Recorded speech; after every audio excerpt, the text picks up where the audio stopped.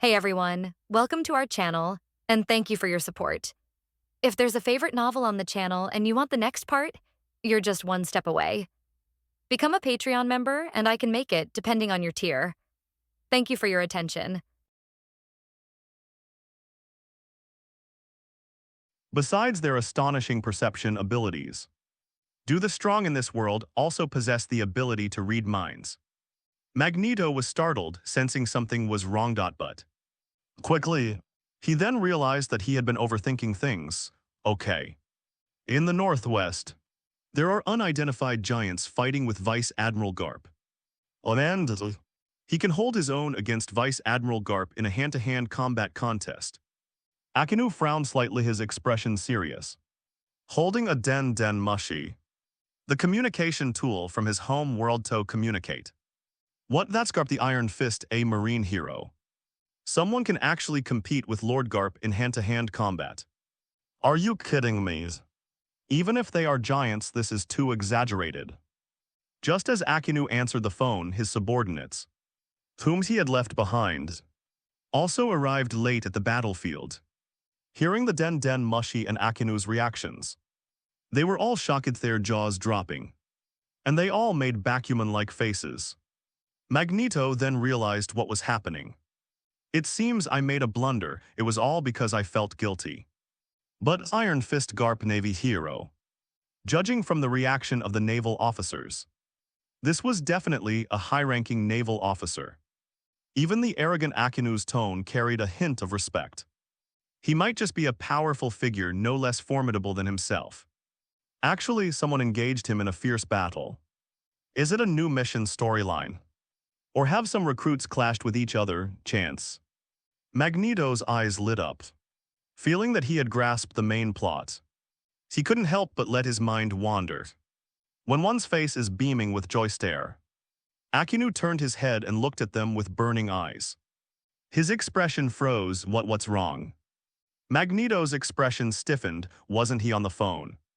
Why was he focusing on him again? Could it be? Are we being watched? It's nothing, Akinu shook his head and said in a deep, cold voice, there's something amiss in the Northwest. And we urgently need support. You're coming with me. Consider it your first mission since joining the Navy. Akinu's voice fell. Okay, Magneto's gaze sharpened. And the system panel began to vibrate again. The 63rd God King's father is heartbroken. Who can reach the top and become king? Faction quest support. An unusual situation has occurred in the Northwest. Reward 503,000 merit points. Depending on participation level, merit. Faction quests, Magneto's eyes lit up instantly. And he perked up immediately. What a reward delivered right to his doorstep. Isn't this just like a pillow coming to someone who's sleepy? If you're lucky with 1,000 merit points earned at once, he could directly exchange them for all 3 types of haki. Or at the very least armament haki from then on. He wouldn't be so restrained when facing elemental users, worrying about his physical attacks failing to penetrate their defenses. When facing Akinu again, we won't be so restrained anymore, we can fight without hesitation. No problems, I go. With the idea of making a fortune in mind. Magneto nodded emphatically, his reaction. This made Akinu nod in satisfaction, completely unaware that they had become the other party's imagined enemy.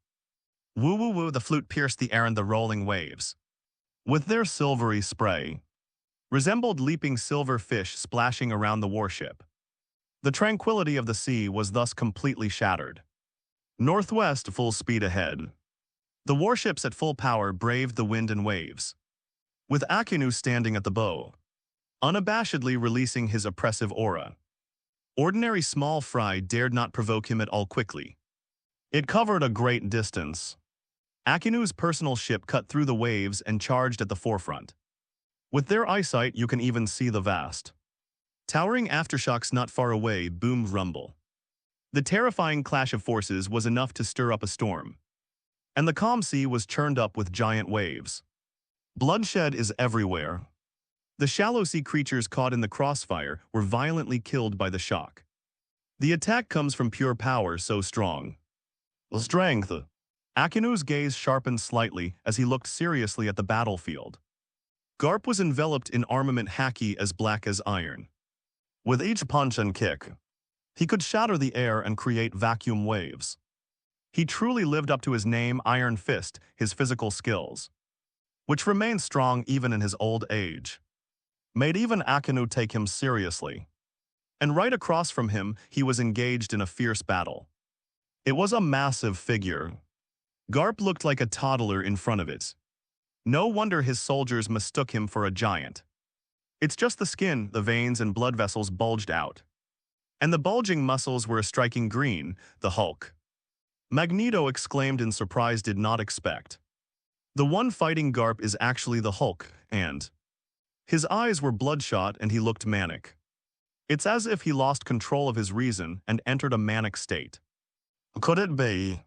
Does Hulk inevitably go berserk and out of control as soon as he enters the mission world? Magneto's mouth twitched. They even began to suspect that Hulk was in conflict with the hacking system, which was why he kept getting beaten up. The other recruits were there to do missions, but he was there to get beaten up. What a coincidence, but off the field, Odin far away in Asgard knew this. This is no coincidence, Loki, Odin spoke in a low, melancholy tone, his single eye gleaming with golden light. He sensed traces of Asgardian magic in the Hulk, an extremely sophisticated form of bewitching magic. The only people capable of this besides Frigga were his other son Loki, nicknamed God of Deception. His mastery of advanced bewitching magic is no less than that of Frigga. He's still the same as always. Odin's eyes flickered slightly. He glanced at Thor beside him, who was studying the hammer and runes, and his expression was quite subtle. Two sons. One is all muscle and brains, only knowing how to fight and kills, lacking any kingly demeanors. The other one is even more outrageous.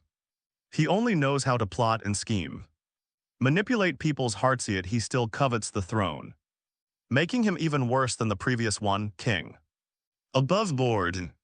It's never been possible to succeed through underhanded tricks. In this world there are reckless kings, but there are never kings who hide their true intentions.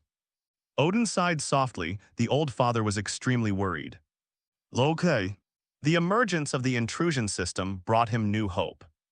Spells, looking at Thor, who was deeply engrossed in the situation. Odin's gaze was deep, and countless thoughts flickered within him. Mission World Hulk, you know him. The voice behind him made Akinu turn around quickly and fix his gaze on him. What? I do not have, I was just saying it offhand. He's so green and a giant, so. Magneto vehemently denied it and quickly offered an explanation. He certainly wouldn't be foolish enough to admit he was connected to the Hulk and risk getting into trouble. He and the Hulk have no connection whatsoever. So there's no need to cause trouble because of him, is it? Akinu didn't know whether he believed it or not. No further questions were asked, rather. Get into battle immediately, lava eruption. Akinu threw a punch. The power of the magma fruit erupted, and his right hand transformed into a giant lava fist made of molten lava, simulating the powerful impact of a volcanic eruption. He unleashed the fist, and terrifying flames changed the color of the sky. Wow. Gula. The soaring temperatures tinged the surrounding waves with a reddish glow, causing them to rise as boiling bubbles. Burn mountains and boil seas. The burning of the mountains is not yet in sight, but the scene of boiling the sea has already occurred in full view of everyone.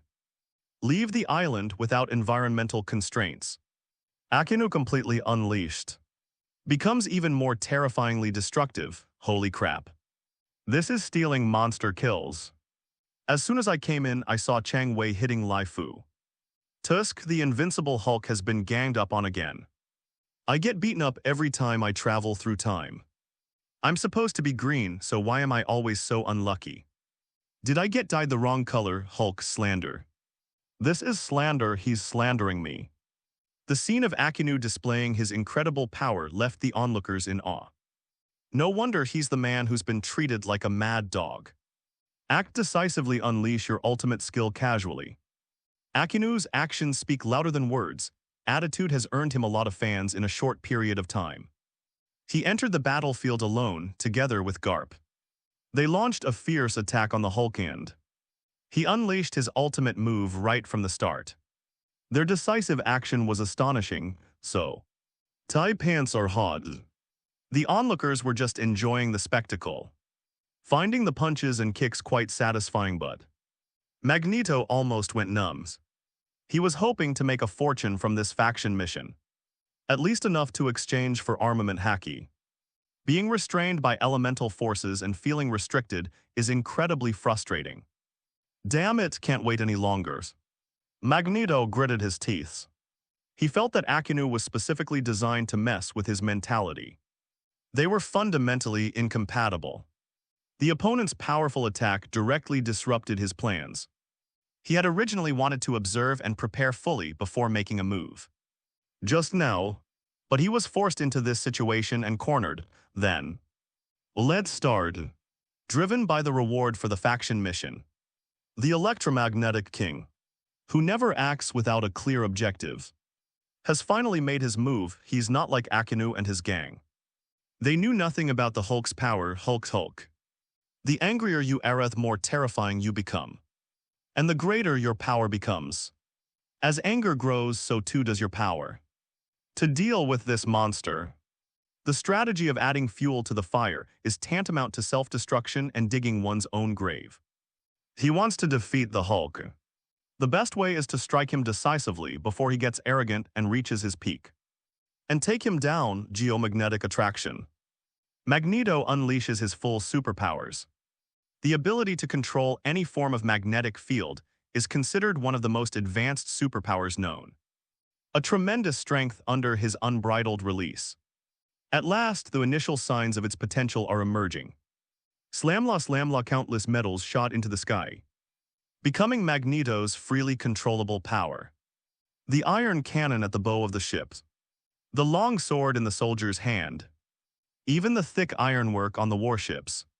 Everything spiraled out of control, suspended in midair. Bearing its fangs and claws, it transformed into a sky full of metal, almost blotting out the sun. Go with Magneto's finger. A torrent of metal surged forth and slanted toward the Hulk. A magnificent momentum. It's even more exaggerated than Akinu's lava rain. Its power is immense. The most advanced mutants known to date have finally revealed their true colors. In fact, if it weren't for the fear of elemental powers, the excessive restraint on his physical attack methods, and the various concerns about being a summoner, Magneto's strength wouldn't be much less than Akinu's. At least, it's definitely not as pathetic as before. A floating fruit. The massive commotion caused by the torrent of metal quickly caught Garp's attention. Looking at the strange phenomenon in the sky, Garp's old face twitched. The familiar gesture reminded him of an old friend. That golden lion is dead. The fruit has all been eaten. Garp looked shocked, but quickly he realized something was wrong. Do not. This is definitely not a floating fruit. The float fruit simply affects gravity, making objects weightless and allowing them to float freely. Magneto's display of power is more like manipulation. For metals, absolutely intuitive control. It's like a puppet show manipulating a puppet.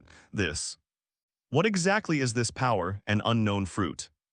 Paramecia type or Logia type? Garp's eyes widened. The head under the dog head hat was working frantically. Perhaps eating too many donuts has clogged my brain with sugar, making it difficult to use my brain effectively quickly. He doesn't need to think about it anymore because Magneto has started a new scheme. Strength. An invisible and intangible power.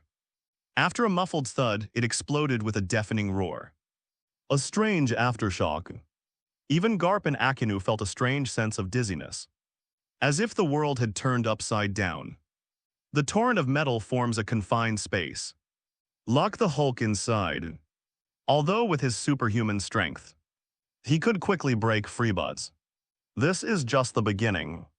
Or to put it another way, it's about tactical preparation. The magnetic field is reversed. Magneto pushed his hands out with his fingers spread wide, unleashing his superpowers to the maximum.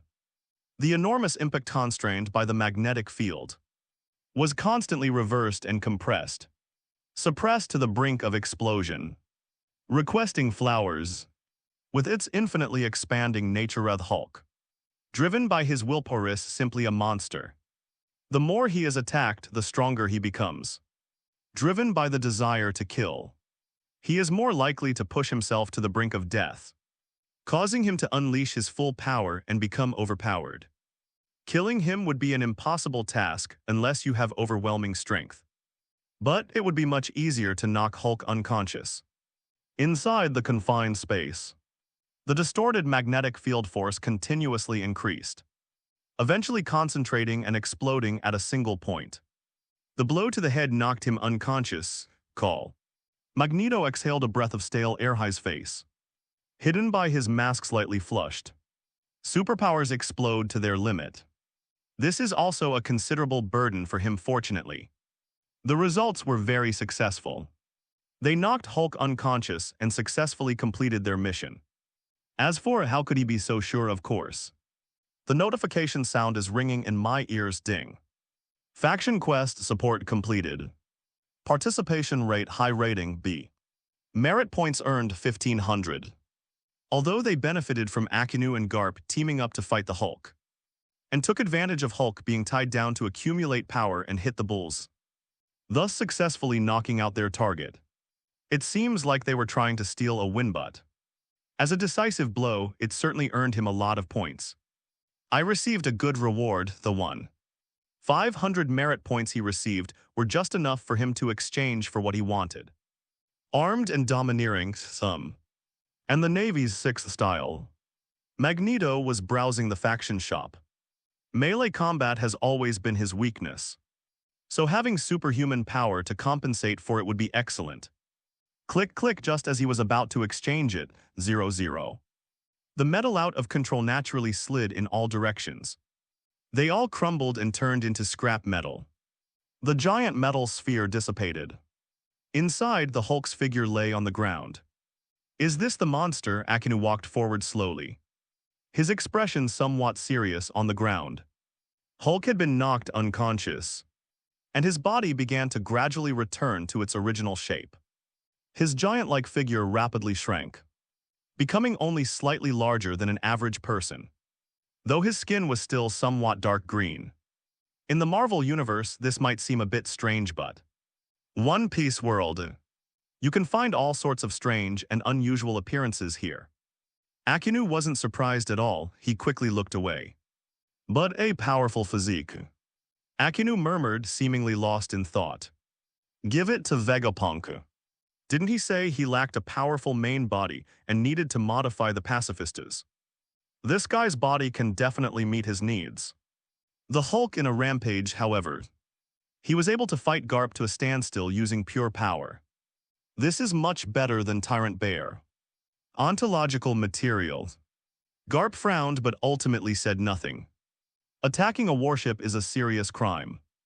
Under Akinu's leadership it was determined quickly. Dr. Vegapunk, a man who claims to be 500 years ahead of his time and possesses the world's most brilliant mind. They are also about to receive an unprecedented material. Crushing the Tyrant Bear, even crushing this world, the material for all living things. Good luck. The Hulk has been captured. They say they're going to develop him into some kind of biological weapon. Biological weapons. Isn't this a superpower world where devil fruits are the main focus?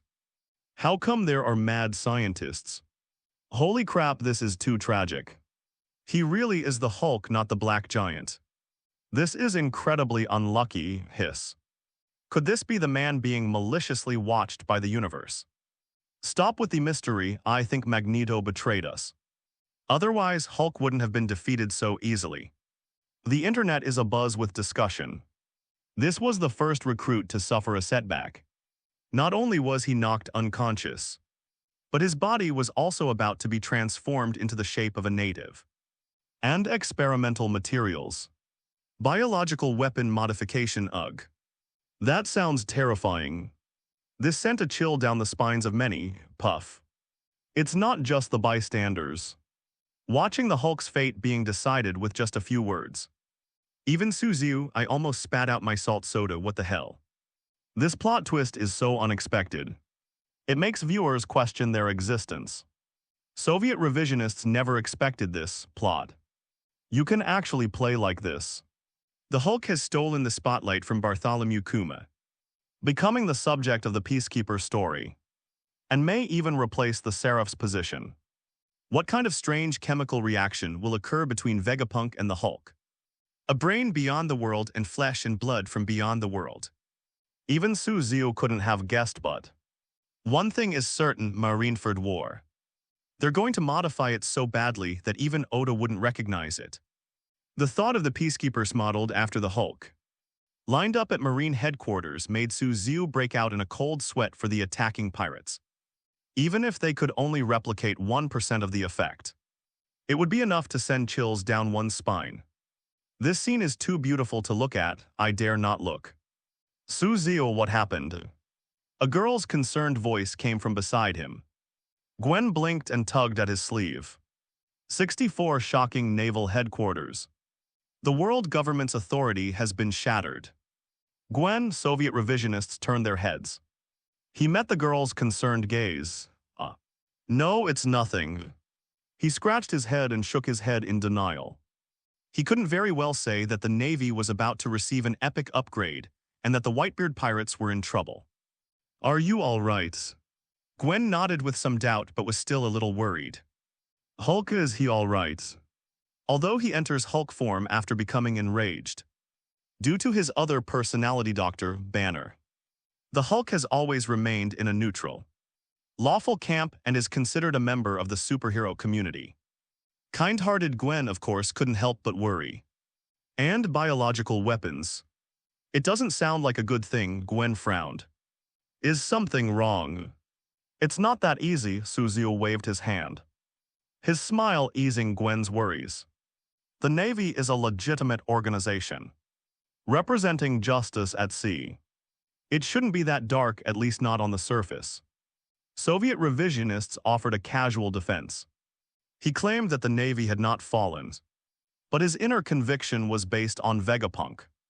Compared to the crowd who know nothing about the world of One Piece, there's a characteristic of being familiar with the plot. Although Soviet revisionists could not be called omniscient and omnipotent, they still knew some of the inside stories of the world. For example, Vegapunk Navy. Perhaps a lot of it has already rotted away. What is called justice is gradually becoming unbearable. But Vegapunk, he appears to be a scientist employed by the world government. But he was a good person. He intervened multiple times to help the Straw Hat crew, and was later hunted down by the world government. His stance was quite clear in the eyes of the Soviet Union. The bear's pitiful end was largely due to the world government exploiting his vulnerabilities. And it was something he did willingly, Hulk. They certainly won't end up like that. Given Vegapunk personality, coupled with the unique nature of the Hulk's flesh and blood, this was a significant factor. He suffered a severe blow, and the probability of him recovering from 90 is extremely low. On the contrary, the probability of gaining an advantage from this series of events is greater. With Vegapunk's intelligence and technology, he may very well help Hulk develop the power within his flesh and blood ahead of schedule. It's not impossible to undergo a transformation by integrating with the unique rules of the One Piece world. Don't underestimate one of them. They can develop seastone and artificial devil fruits. The wisdom of top scientists who have developed groundbreaking technologies. Unlucky enough to get arrested. Suzu shook his head, unconcerned, and as long as the main quest is completed, the returning golden beam can heal the injuries in the recruit's body and eliminate any future problems. Just like in the world of Resident Evil, Tony, covered in wounds, returns to Stark Tower, his body completely healed compared to a crisis. This is more like a special opportunity, Tusk. Suzu clicked his tongue. However, they showed no intention of interfering. After all, the Hulk's power isn't necessarily a bad thing for him. They might complain that their own chives are growing too well. The most important is the Hulk replacing Tyrant Bear as the Pacifista template could have a huge impact on the main storyline, causing a significant deviation in the plot. The rewards from the system's settlement will be extremely generous. Moreover, all recruits will receive a 100-fold increase in the rewards they earn in the mission world. Then, this also includes modifications to special abilities. I'm really looking forward to the amazing chemical reaction between the most brilliant mind and the Hulk's flesh and blood. Anyway, the pacifist isn't the one facing the Hulk version. But some pirates are about to suffer a terrible fate. It's getting more and more interesting. Soviet revisionists crossed their arms. He watched the live stream with an air of nonchalance, as if he were enjoying a good showbutt. It is in the eye of the storm some people, caught up in the time stunt, have such a good mindset. Mission World. A few days later. Naval Headquarters, Marine Vando. A magnificent fleet of warships sailed in from the sea, cutting through the waves quickly. This attracted the attention of the garrison navy. On the watchtower, the telescope was set up. The lookout quickly spotted the flags flying on the approaching warships. Sakowski. It's Admiral Sakazuki and Lieutenant General Garp who have returned. The exclamations rang out from the watchtower. Quickly. This attracted the attention of the Navy personnel in the surrounding Holy Land Square. Many naval personnel. They immediately abandoned their training and rushed to the dock, eager to catch a glimpse of the general's demeanor. A general who has been away for half a year at last. Back to headquarters. Many have been eagerly anticipating a new era for the Navy. But even though they were incredibly fast, they ultimately missed their target. Not to mention Admiral Akinu. Even the naval hero Garp didn't see it. There was only one warship, and all the sergeants and soldiers on board were at a loss as they watched the crowd gather. Protagonist they left a long time ago. Before the warships docked, Fleet Admiral Sengoku's voice was transmitted first through the Den Mushi. Urgent notice once you return to headquarters. Put aside all other actions and come see me first. Naval Headquarters Marshal's Office. As the highest level in the Navy, the offices of the Warring States period were quite simple, even somewhat plain. At my desk, the three admirals and Garp stood in a row, with Vice Admiral Tsuru standing behind Garp. The way everyone gathered together indicated that something big was about to happen. Behind them was Magneto, whom they had just recruited. Unlike Akinu's serious expression, once Garp arrived at the office, relaxed completely, as if he were at home, ignoring Sengoku's dark face. He familiarly opened the drawer, grabbed a handful of senbei, and stuffed them into his mouth to eat, you know. Crunch, crunch. Who invented this senbei? Crunch, crunch. It tastes really good. Garp began to speak while enjoying his meal in the air. They all seemed to carry the flavor of senbei rice crackers. You, in a fit of anger, he lashed out. We've been friends for years. How could I possibly beat him up over a few rice crackers? His complexion just became even darker. Mind your manners.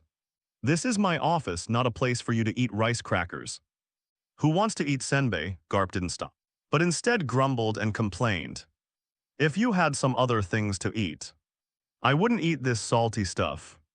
It's not crispy at all, it must be expired. Bullshit. Donuts are so greasy, even a dog wouldn't eat them. Zhang Guo slammed his fist on the table. But I saw you eat it last time, Garp retorted. Cough, cough. As the topic was about to degenerate into a heated argument among the group of people who were used to it, only Akinu frowned. He pretended to cough a few times to break the silence. Humph. Sengoku finally realized that Garp was trying to play a trick on him, and glared at him fiercely. You shut up. I called you all here, not to discuss whether rice crackers or donuts are tastier. What? The Warring States period was so angry that he blew his beard and glared. That unreliable old man Garp, after a series of punches. He almost forgot about his business, SHH. Garp pretended not to see and casually whistled. Little trick as expected, they couldn't hide it, but okay. The grand spectacle that Sengoku made this time was not aimed at his good grandson, who caused a ruckus on Anai's lobby. Instead, its other content, call. I let out a long sigh and calmed myself down. Sengoku quickly recovered at Garp, and turned to look at Akinu. If he continued talking to Garp, he would definitely be led astray again. Has the freak who fought Garp with sheer physical strength been dealt with? Resolved. It has been submitted through the world government and Dr. Bekponga is very satisfied. It is good. Warring States nodded. Akinu had already discussed the Hulk's fate with him. It would be safer to hand him over to the world government than to imprison him in Impel Down. The Hulk's power doesn't come from a devil fruit. It's more like innate superhuman strength, along with a berserk state similar to Big Mom's. Impel Down can't control this freak. Sengoku didn't want to leave such a time bomb at the Navy headquarters. After confirming with Akinu that the handling method was correct, he can rest assured now. Next up, it's Magneto behind them. Newly recruited Navy personnel. The Warring States period turned its head away. His gaze was intense, fixed straight ahead. The other major players also turned their attention to this area. Given Akinu's arrogant personality, they actually recruit the Navy, isn't he? A believer in eradicating all pirates and wiping them out completely. Do not misunderstand. He has nothing to do with pirates. He must have just come from some remote island. Neither the world governments nor our Navy's files or bounties record any wrongdoing on his part. His background is perfectly clean. The meaning in Aokiji's eyes was too obvious. Akinu twitched his lips, but ultimately chose to reply to avoid them from overthinking. Is that so? Oh my, it's a pure little white flower. The others nodded in agreement, their gazes immediately shifting away at this time. Magneto finally breathed a sigh of relief. Be good. That was absolutely terrifying. After landing on the island, I was taken to the marshal's office. I thought it would just be a simple report, but I didn't expect to meet so many powerful people. The strength of the Navy is terrifying. There are actually 3 people as strong as Akinu. Others, characters like Iron Fist Garp and Fleet Admiral Sengoku, were all extremely dangerous. Magneto sensed an intensely dangerous aura emanating from them. Even Vice Admiral Tsuru, who stood at the very back and appeared harmless like an old woman, was a threat. All of this made him feel uneasy. The presence of multiple powerful figures under his gaze set off alarm bells in his mind, almost causing him to lose control and make a move. Okay. Magneto, in the end, remembered that they were on the same side. It's a great deal, it's a great deal. We made a huge profit this time. Having witnessed the Navy's formidable lineup, Magneto's initial frustration at being forced to join quickly vanished, replaced by joy. Coincidentally, the Warring States period thought the same way. Is he at least a Shichibukai or even on par with an admiral? Very good, very good. He stroked his long beard, which was braided into pigtails. The Warring States period was practically laughing themselves silly. So many days have passed. It was arguably the best news he had ever heard. With Portgas Diaz's capture, the Whitebeard pirates were thrown into chaos, and all sorts of bad news came pouring in like snowflakes. Even his old friends kept adding to his troubles. After so long, he finally some good news. Magneto's addition as a top-tier combat force. It can definitely provide significant assistance to the Navy. Especially, the other party can gain Akinu's approval. It's almost certain that it has absolutely nothing to do with pirates. Its background is clean, greatly increasing its reliability. Let's forget about the Brigadier General, awarded directly the rank of Major General, together with the collective medal conferment 3 days later. A stroke of the pen during the Warring States period. Magneto was given a promotion that was completely unexpected. If not, the awarding of the 7 Warlords of the Sea is closely related to the world government. With Magneto's strength, Sengoku was even willing to give up the position of 7 Warlord. He was not stingy with his efforts to recruit reliable strongmen. After finishing the appetizers quickly, Then came the real sex scenes. This is also the core reason why they are on high alert. His brow furrowed, and a serious expression appeared on Sengoku's usually imposing face. His voice unconsciously deepened. Are you sure? The battle reports you gave earlier were all true. Everything was accurate, Dodoria Island. An unknown pirate battle broke out. After the chaotic battle, the seawater was drawn in and killed Caesar. Defeating Caesar, who possesses the swamp steam fruit, is nothing looking out over the turbulent seas. Caesar's strength was at best slightly above average. Among the few people present, apart from Magneto, whose situation is unknown, the others, if they went all out, could easily kill him instantly. Nobody will take this record seriously, but suspected devil fruit user yet possesses the ability to ignore seawater curses. This is something that defies common sense. It's completely different, really. Someone can ignore the curse of the sea on the power of the fruit. During the Warring States period, his brows furrowed into a deep frown. This world. What happened first? A freak pops out who can go toe-to-toe with Garp using his physical strength. Then, before he could react, another group of people with the ability to ignore the curse of the sea has appeared. To know, the user of a devil fruit is known as the one cursed by the sea. Even the fishmen, after eating the fruits, would be rejected by the sea and lose the right to live in the water. Not to mention humans who live on land. Their bodies would become weak, and their strength would be completely wasted when they came into contact with water. Seastone handcuffs were developed based on this characteristic, and even the mighty golden lion could not escape them.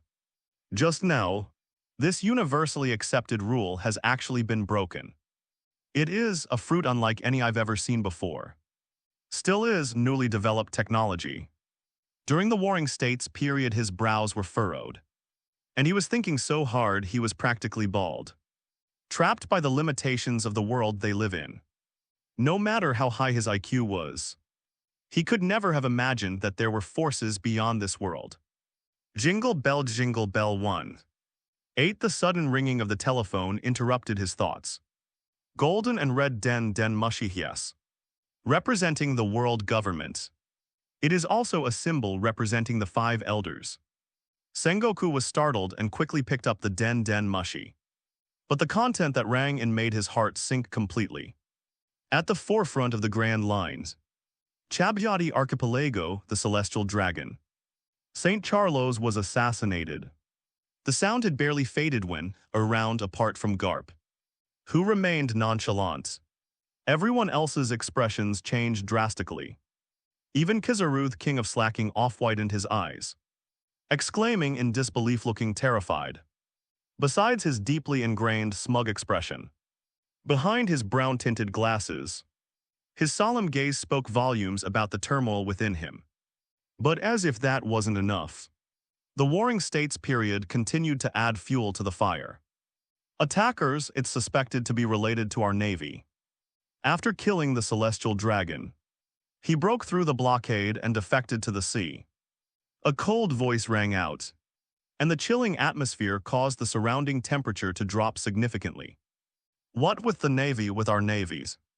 Now it's not just 3 generals anymore, even Garp, who was indifferent and despised the celestial dragons, was shocked. Celestial dragons, world's nobles, descendants of the creator, their prestigious status, layered upon themselves, determined their extraordinary position regardless of their actual incompetence. Usually, even if a celestial dragon is injured or humiliated, it may trigger a marine admiral to hunt them down. Moreover, he was killed in an attack. It will definitely cause a huge earthquake at sea, and the attacker's identity, it was the navy, after all. Who is it? A deep, resonant voice rang out from the Warring States period, and a faint golden light emanated from his body. Chapter 65. Shocking, the main storyline has collapsed. The first superhero to fall. Please subscribe to support the full series. Fire Fist Ace has been arrested and brought to justice. Enforce the law strictly. A plan to intimidate countless pirates and shake the seas is about to begin. Originally, the Whitebeard pirates' counterattack, and the chain reaction that caused turmoil at sea, brought a lot of trouble to the Navy, leaving many officers and generals exhausted from dealing with it. After finally managing to clean up the aftermath and laying a trap, they were just waiting for Whitebeard to arrive. Result: everything is ready except for the final push. A huge bombshell has suddenly dropped: celestial dragons. He was murdered. The attackers were actually from the Navy. If this matter is not handled properly, it will definitely cause huge turmoil. It's not just pirates. Even within the Navy, there will be tremendous changes. Even world government. Zhang Guo's gaze turned cold. To demonstrate the importance the Navy places on this matter, it is necessary to, at least as is customary, dispatch an admiral-level force, but this time, who should take the lead? Red Dog. Diligent and hardworking, a true model worker in the Navy. But the task of detecting devil fruit users who are unaffected by seawater factors has been entrusted to him. As Akinu is unable to get away from Itanso, the choice is between Aokiji and Kizaru. Zhang Guo glanced at it quickly. Then he saw Kizaru picking his nose, his overly precocious and lewd face giving Sengoku the feeling that his eyes had been assaulted. Without the slightest hesitation, make a decisive choice. Al Pheasant. The case of the celestial dragons being attacked is now in your hands. Compared to Kizaru, who is a habitual slacker, clocks out immediately, and constantly complains about being scared. This is a far cry from his usual self, apparently. Aokiji is more reliable. A lazy approach to justice is far more trustworthy than a slacking-off approach. What is their mission? Aokiji lazily raised his head, and the eye mask had somehow ended up on his head. Looking sleepy. This made the Warring States period somewhat question the meaning of life. Could it be that they chose the wrong person? The first half of the Grand Line Shampoo Islands, the Roswald family members of the Celestial Dragons, came to the island for vacation and, ignoring the advice of others, swaggered around and played. And the members were scattered. And because of their individual preferences, they all traveled to different islands. To ensure their safety, the Navy had to deploy a large number of its forces from surrounding branches across various islands as security forces to protect these celestial dragons. Captain America's was right there among them. Assigned by Akinu, he followed the fleet northward to the first half of the Grand Line.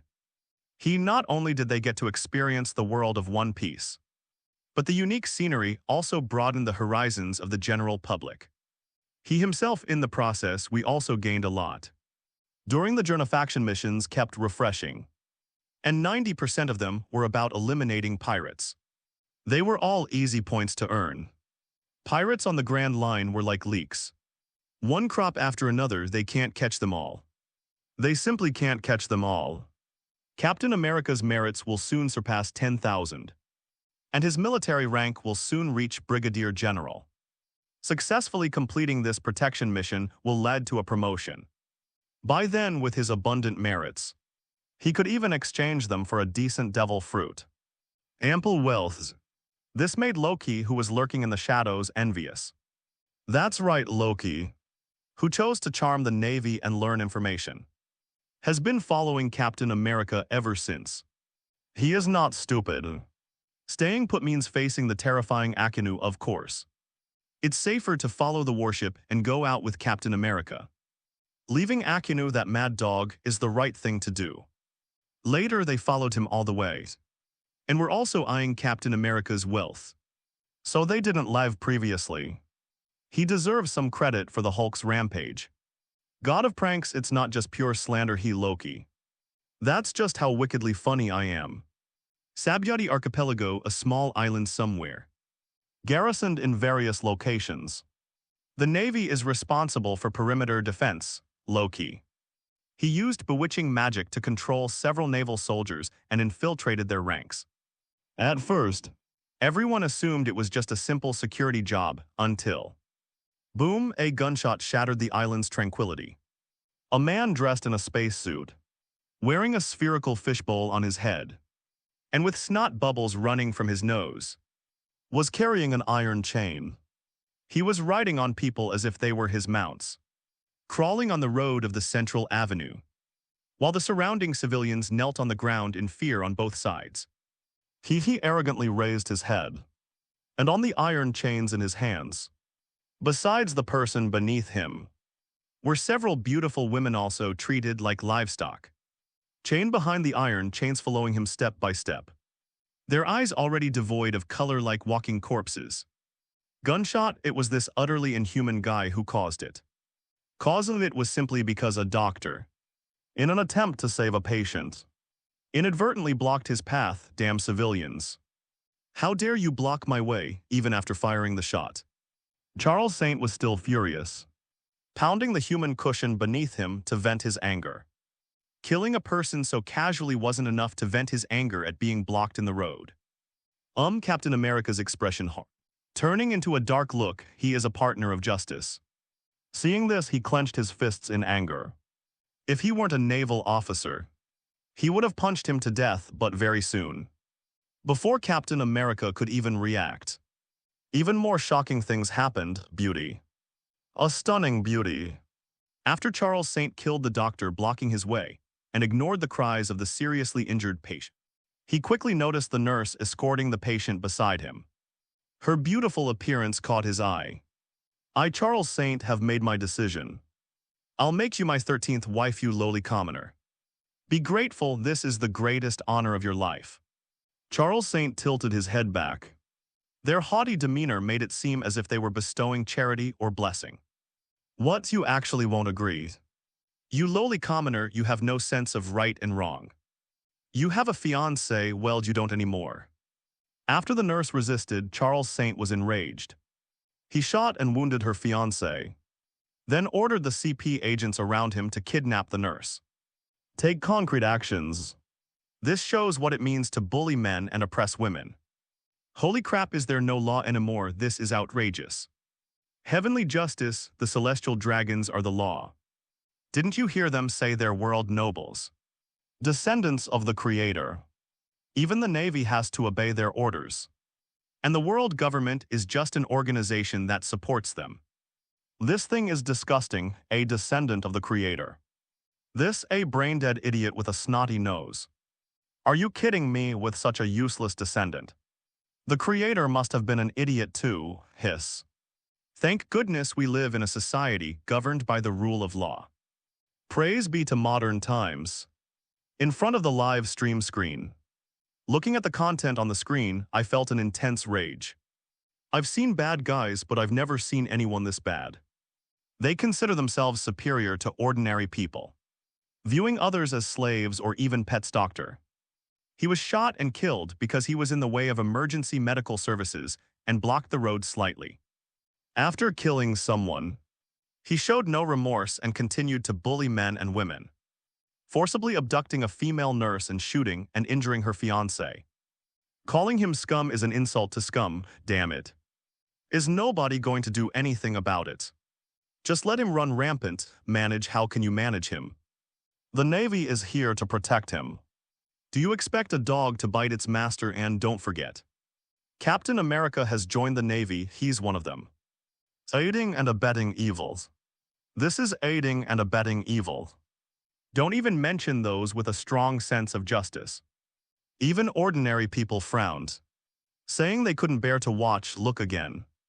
My blood pressure is going to rise. Calling him scum is giving him too much credit. He'd be shot at target for at least 10 hours a day, world.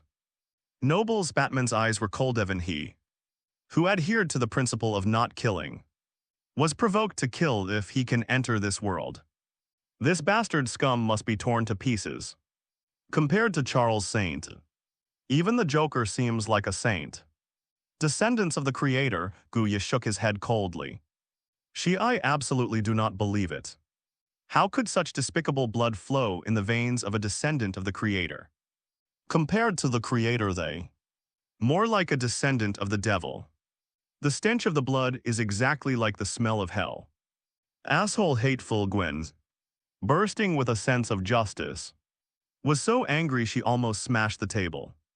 This disgusting scumbag, they were supposedly nobles, high above and enjoying their privileges. Gwen wished she could rush into the live stream and smash this scumbag into mincemeat with her fists the size of a clay pot. Don't doubt her powers. The force of his punch is comparable to that of a high-speed train, with an impact powerful enough to shatter steel. The atmosphere of anger infected Suziu, who was standing nearby, dragon people. Suziu's gaze turned slightly cold, the celestial dragons, who have implemented the heavenly gold policy, plunging countless countries into poverty and even causing their destruction, and who are supported by the resources of all nations, are undoubtedly parasites sucking the blood of the world. They consider themselves the aristocracy of the world, actually more like maggots crawling on the sea. Charlo's saint. Even Suziu couldn't stand this disgusting scum, and his killing intent surged. The superheroes watching the live stream could only rage helplessly. But he was different even outside the world. He could spend a certain number of points to eliminate ordinary weaklings. The system is extremely expensive, and many functions require points to unlock, but when you have enough points, his power, and almost omnipotence, just as Suziu was about to make his move. Live broadcast footage they made the first move. Call out a sound broke through the air. The disc flashed past like a black shadow, striking Charles Saint's pistol with lightning speed, stopping him from further action and causing him to cry out in agony. Quickly, the CP organization's lackeys rushed forward. Where did these pirates come from? How dare they attack a celestial dragon? Call out. The disc spun around and bounced back into my hand. The iconic red, white, and blue tricolor shield makes its appearance. Along with eye-catching stars, they made their move. It was none other than Captain America. With a sweeping shield and superb hand-to-hand combat skills, he easily wiped out the group of fodder. The other Navy personnel nearby noticed this and realized something was wrong. I want to make a move against him, but before they could even make a move, their path was blocked by stone figures that kept rising from the ground. Mouse turning death into life. With its degraded abilities, it is naturally no match for top-tier experts and appears clumsy. But it works quite well for small fish, especially in group battles. Captain America could easily create a large number of 3-meter-tall stone figures, provided he had the materials. Next up, that's the scumbag. Helpers and subordinates all blocked him, and Charlo's Saint, facing Captain America's aura, was so frightened that he wet his pants. He was completely unrecognizable from his previous high and mighty demeanor. His arrogance was shattered by his fists, leaving only an ugly and pathetic state. You can't kill me, I'm a celestial dragon. You are from the Navy subordinate to the world government. Your mission is to protect me, stop. Aren't you supposed to be righteous? Under the threat of death, his usually dense brain started working overtime, and unusually stopped uttering any nonsense. Straight to the core of the Navy's justice, but Captain America's response: oppressing the innocent is not my way of justice. Helping the weak is my choice. The words haven't finished yet. Shield. He hurled the attack at the celestial dragons first. Hit the bullseye kill with one blow. The earth was stained crimson with blood. All beings are equal in the face of death. Holy crap. That's awesome, that's it, kill this scumbag. Haha tilde, well done, a divine product. To deal with scum, you have to nip it in the bud. Tie pants are hot, no wonder he's Captain America. A meteor-shaped shield pierced through the sky, sending the celestial dragons straight to meet their maker. A decisive attack, this instantly made the onlookers, who had been holding their breath, feel relieved. Scum. They deserved to die without a burial place. Many people felt that his death was too easy, that he got off too easily. Just like that, you killed him. Loki's expression was somewhat strange. Impulsive and reckless. Don't they consider the consequences? Killing a celestial dragon is easy. He's just a snot-nosed bum. Even the CP organization members around him are no match for him. They only know physical skills and don't even have devil fruit users. Get serious whether it's Captain America or him. They can handle it easily but follow up. That's the biggest problem. His extraordinary status signifies an exceptional position. Even when injured can summon a general, let alone killed in an attack. It's absolutely a foregone conclusion that this will attract the attention of a naval admiral. And for them, there is an even bigger crisis, do not forget. Captain America chose the Navy side, as members of the Navy. To personally kill a celestial dragon, a world noble, is tantamount to rebellion. It's an act of treason. The consequences you can imagine. They will be extremely serious. Loki didn't believe the system wouldn't respond really. Ding Captain America Steve Rogers has slain a celestial dragon. He has earned the title Enemy of the Celestial Dragons. The Enemy of the Celestial Dragons category, title. Forced binding and mandatory wearing. The holder will become the Celestial Dragon's mortal enemy. A fight to the death. The current faction dynamics have changed. Navy hostile, world government hostile. Pirates neutral. Ding the recruit, who killed a celestial dragon, is now wanted by the world government and the Navy. Current Lithe faction is hostile to the Navy. Its affiliation is invalid. And related honors and ranks are being cleared. Main quest failed. All faction templates have been cleared. And even the faction shop has been blocked and turned gray. Not to mention the accumulated merits. Even the treasures inside have lost their redemption eligibility. This just foreplay. The most terrifying part is the last sentence. Main quest failed. When Captain America opened the system panel again, the flashing text had lost its luster and gradually disappeared, quickly turning into a blank screen. The data cleared and vanished. The Marineford War has not yet begun. His main quest was forcibly terminated, and all quest progress was wiped clean. Tusk. The consequences are really quite serious. Loki's teeth ached a little. He began to feel fortunate that he hadn't rashly chosen a side. It turns out that relationships are a double-edged sword. Choosing the wrong side not only doesn't bring any advantage, but can also lead to your downfall because of your stance. This is outrageous. So much for the ocean chasing freedom. What kind of freedom is this? He was inwardly complaining. But his face remained impassive anyway. He wasn't the one who suffered this time. Hey. What a pity, just as Loki sighed, feigning sympathy but actually happy to have one less opponent. In my ear suddenly a sound came. It's the same system notification sound. But the contents inside, but it froze him in place. And he almost couldn't keep up his facade of sympathy. How can this be? Loki gasped, his emerald green eyes filled with shock. 66 Good heavens, are you the system's illegitimate child? Activate unlimited plunder. Wow, what's going on? Loki stared wide-eyed at Captain America in front of him. Fundus, the schadenfreude that was originally hidden, moment completely vanished. Even the disguise she wore was disrupted by her fluctuating emotions. Invisible ripples spread through the air. The disguise Loki had created with magic immediately crumbled. As the light and shadow shifted, the disguised naval skin disappeared, revealing his true form beneath the suit. It's him.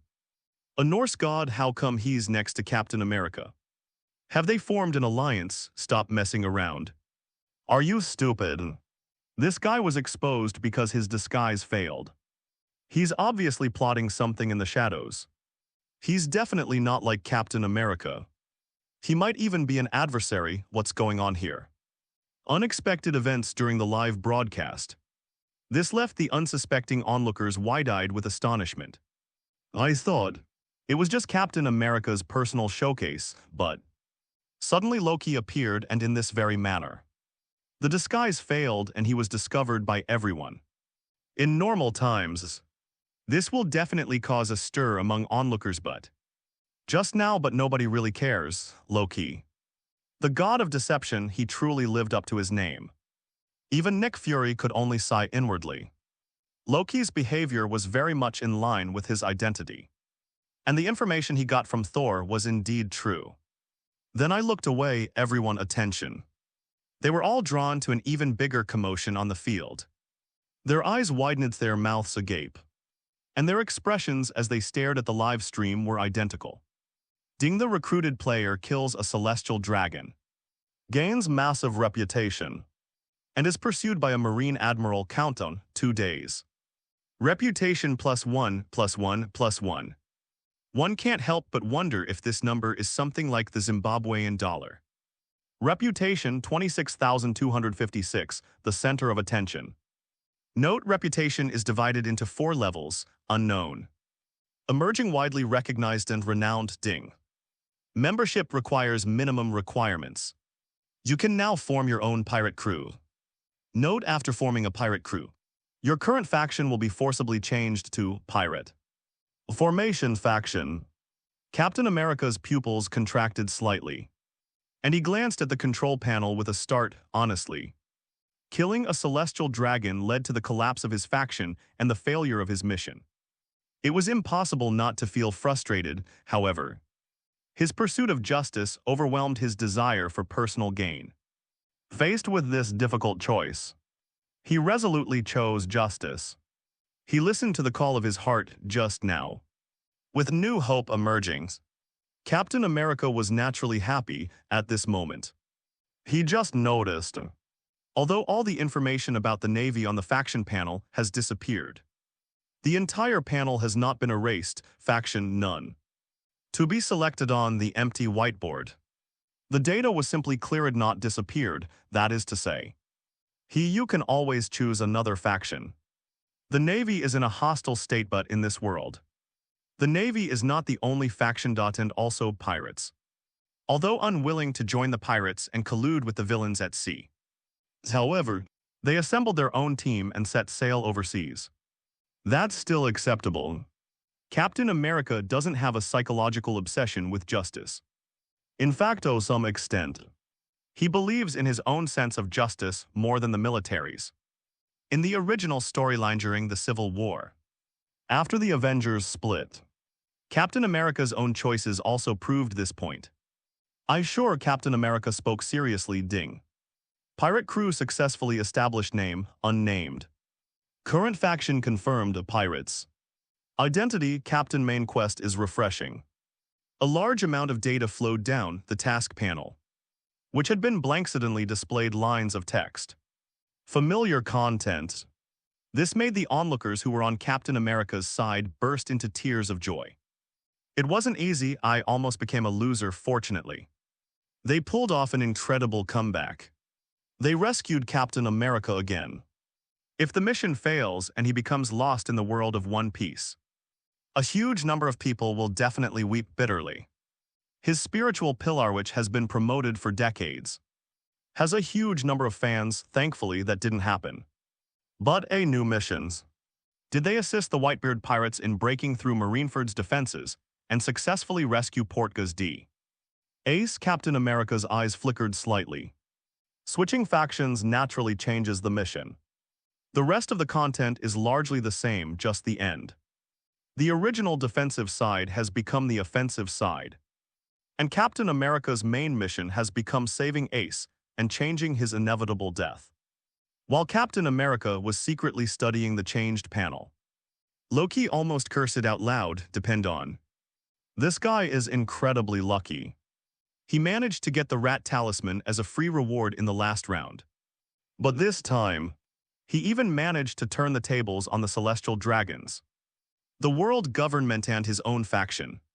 This is too outrageous, obviously. Even if the faction is cleared and the mission fails immediately, there is still another path that can be found. The other one has no Locke, consumed by jealousy, was halfway through his rant when suddenly his eyes lit up, as if he had just remembered something. His expression suddenly changed. I quickly pulled up the system panel and searched carefully on it. Could it be the factions in this world can be changed? Loki exclaimed in surprise quickly. He then discovered that his guess might very well be true. Unlike the previous world, where the main quest included a clause stating that once a faction is selected, it cannot be changed this time. There is no such description in the faction interface. judging from the system's consistent style and high degree of freedom. No, this basically means it's feasible, So the factions in this world aren't fixed after all. Loki exclaimed, shock shown in his green eyes. Only in this way. Only then can we explain Captain America's situation. But correspondingly, while the lack of fixed factions brings greater flexibility and allows recruits more room to maneuver without being constrained, it also makes the situation more challenging. Black and white are no longer clearly distinguishable. It could reverse course at any time, condition. It's complicated. All those with insight felt a chill in their hearts.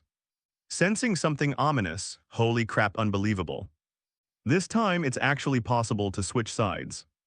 Hey tilde, I'm a pirate, hey tilde, I'm a marine, come and hit me. Hee, I've changed, I haven't changed. Stop joking upstairs, are you really that happy?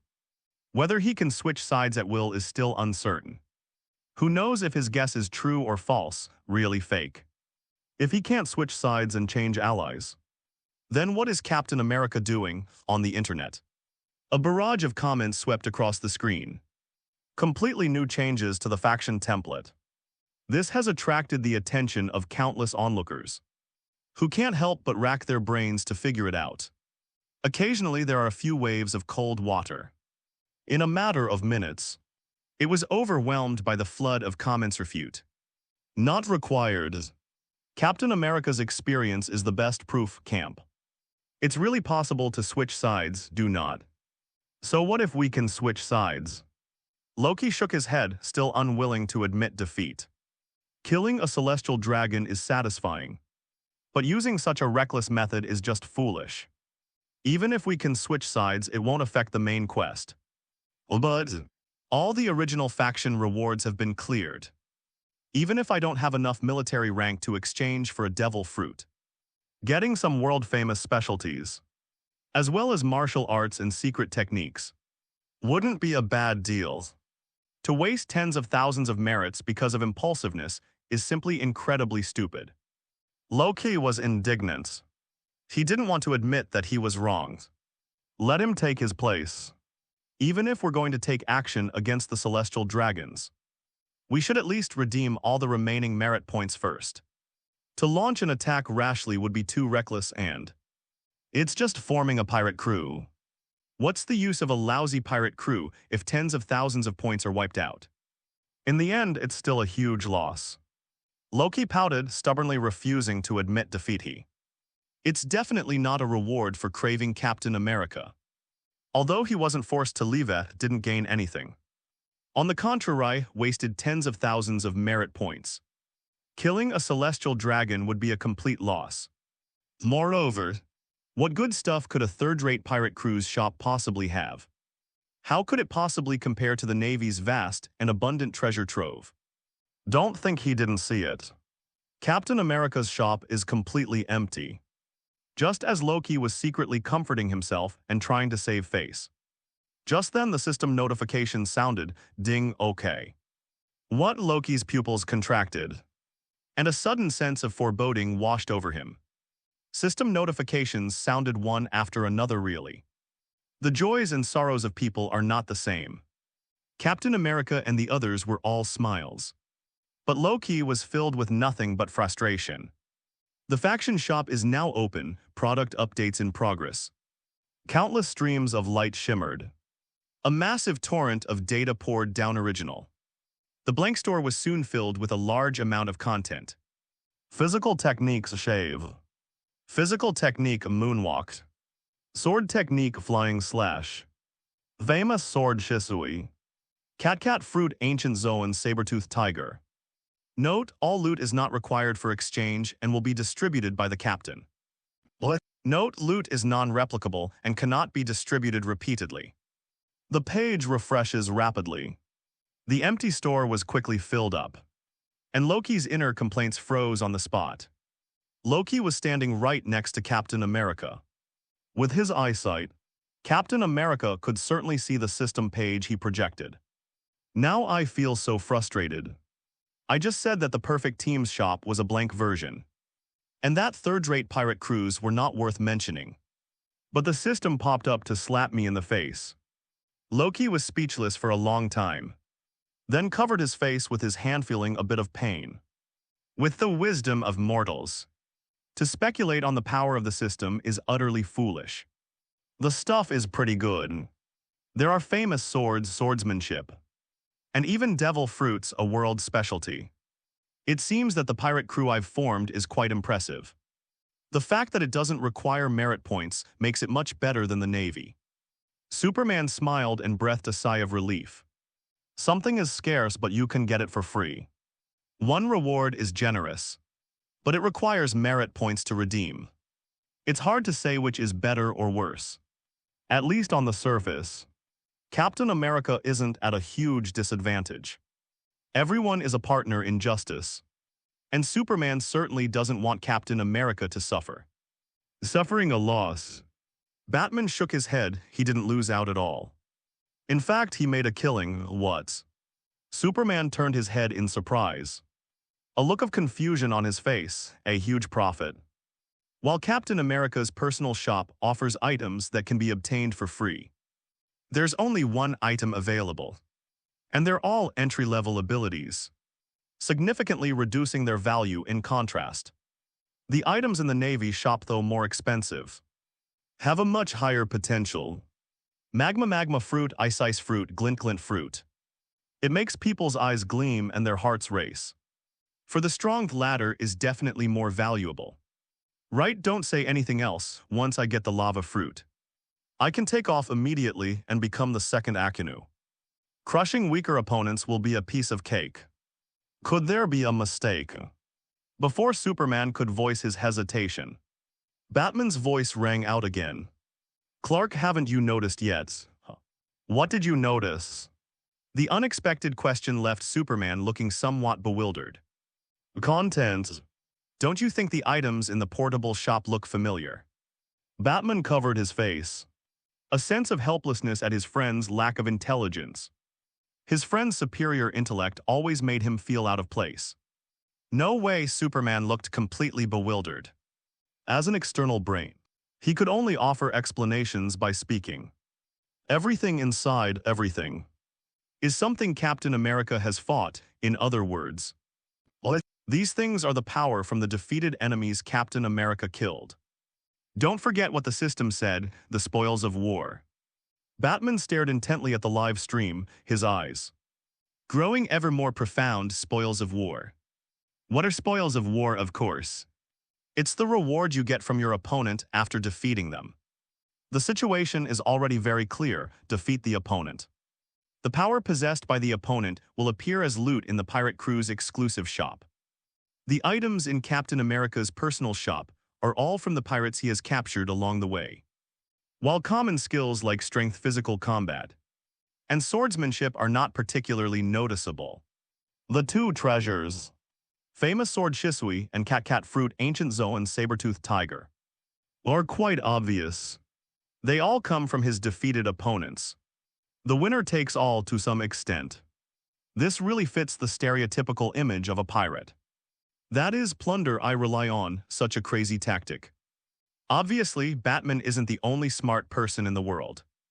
Quickly, others also realized the meaning of spoils. Quicksilver stared at the screen in the live stream.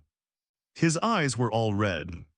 Defeating the opponent grants you their abilities without any cost, compared to working hard to earn points. This method of becoming stronger is far too simple and straightforward. Out of the corner of his eye, he couldn't help but glance at Wanda beside him.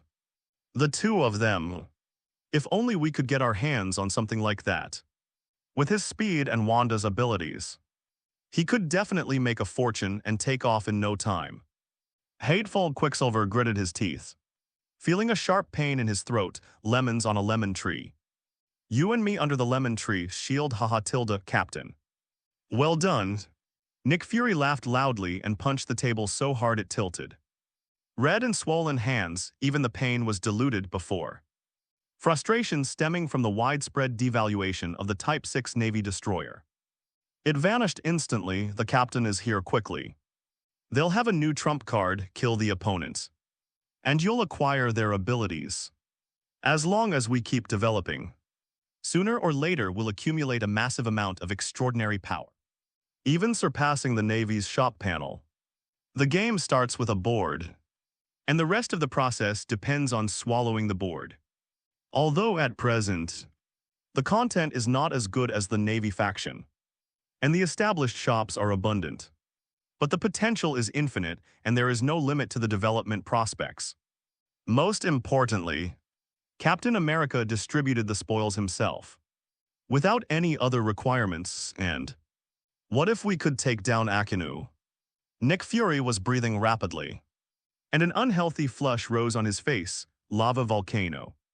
The power to casually unleash a meteor shower and alter celestial phenomena and terrain has long been the envy of countless people. Compared to a long string of zeros, there's no end to the merit points that can be exchanged. Kill him, does that sound easier? Just as Nick Fury was deep in thought, Chief Dog. You need to watch the live stream. Coulson's exclamation suddenly rang in his ears, interrupting his daydream. What? Nick Fury looked up. But before he could express his dissatisfaction, his gaze met the live broadcast screen in front of him. Suddenly frozen in place, version 67 answer revealed. System upgrade, true multiverse invasion, ding. Captain assigned successfully. Captain America Steve Rogers obtains the Cat fruit, ancient Zoan saber-toothed tiger. Note the powers of the devil fruits conflict with each other. Each person can only use one. Consuming multiple devil fruits may cause the power to go berserk, resulting in the user exploding. Note, only the person who takes the first bite will gain the devil fruit's power. Captain America tentatively exchanged one of the devil fruits from his personal shop. Really, it requires no cost and is entirely at his disposal. Just as the fruit landed in his hand, a notification tone will sound when appropriate, ding. Obtained from the recruiter, Cat fruit, ancient saber-toothed tiger. Devil fruits have a huge drawback when encountering the pyrobroin factor. They will become weak. Their fruit abilities will be nullified, and their strength will be greatly reduced. They are also countered by seastone and seawater.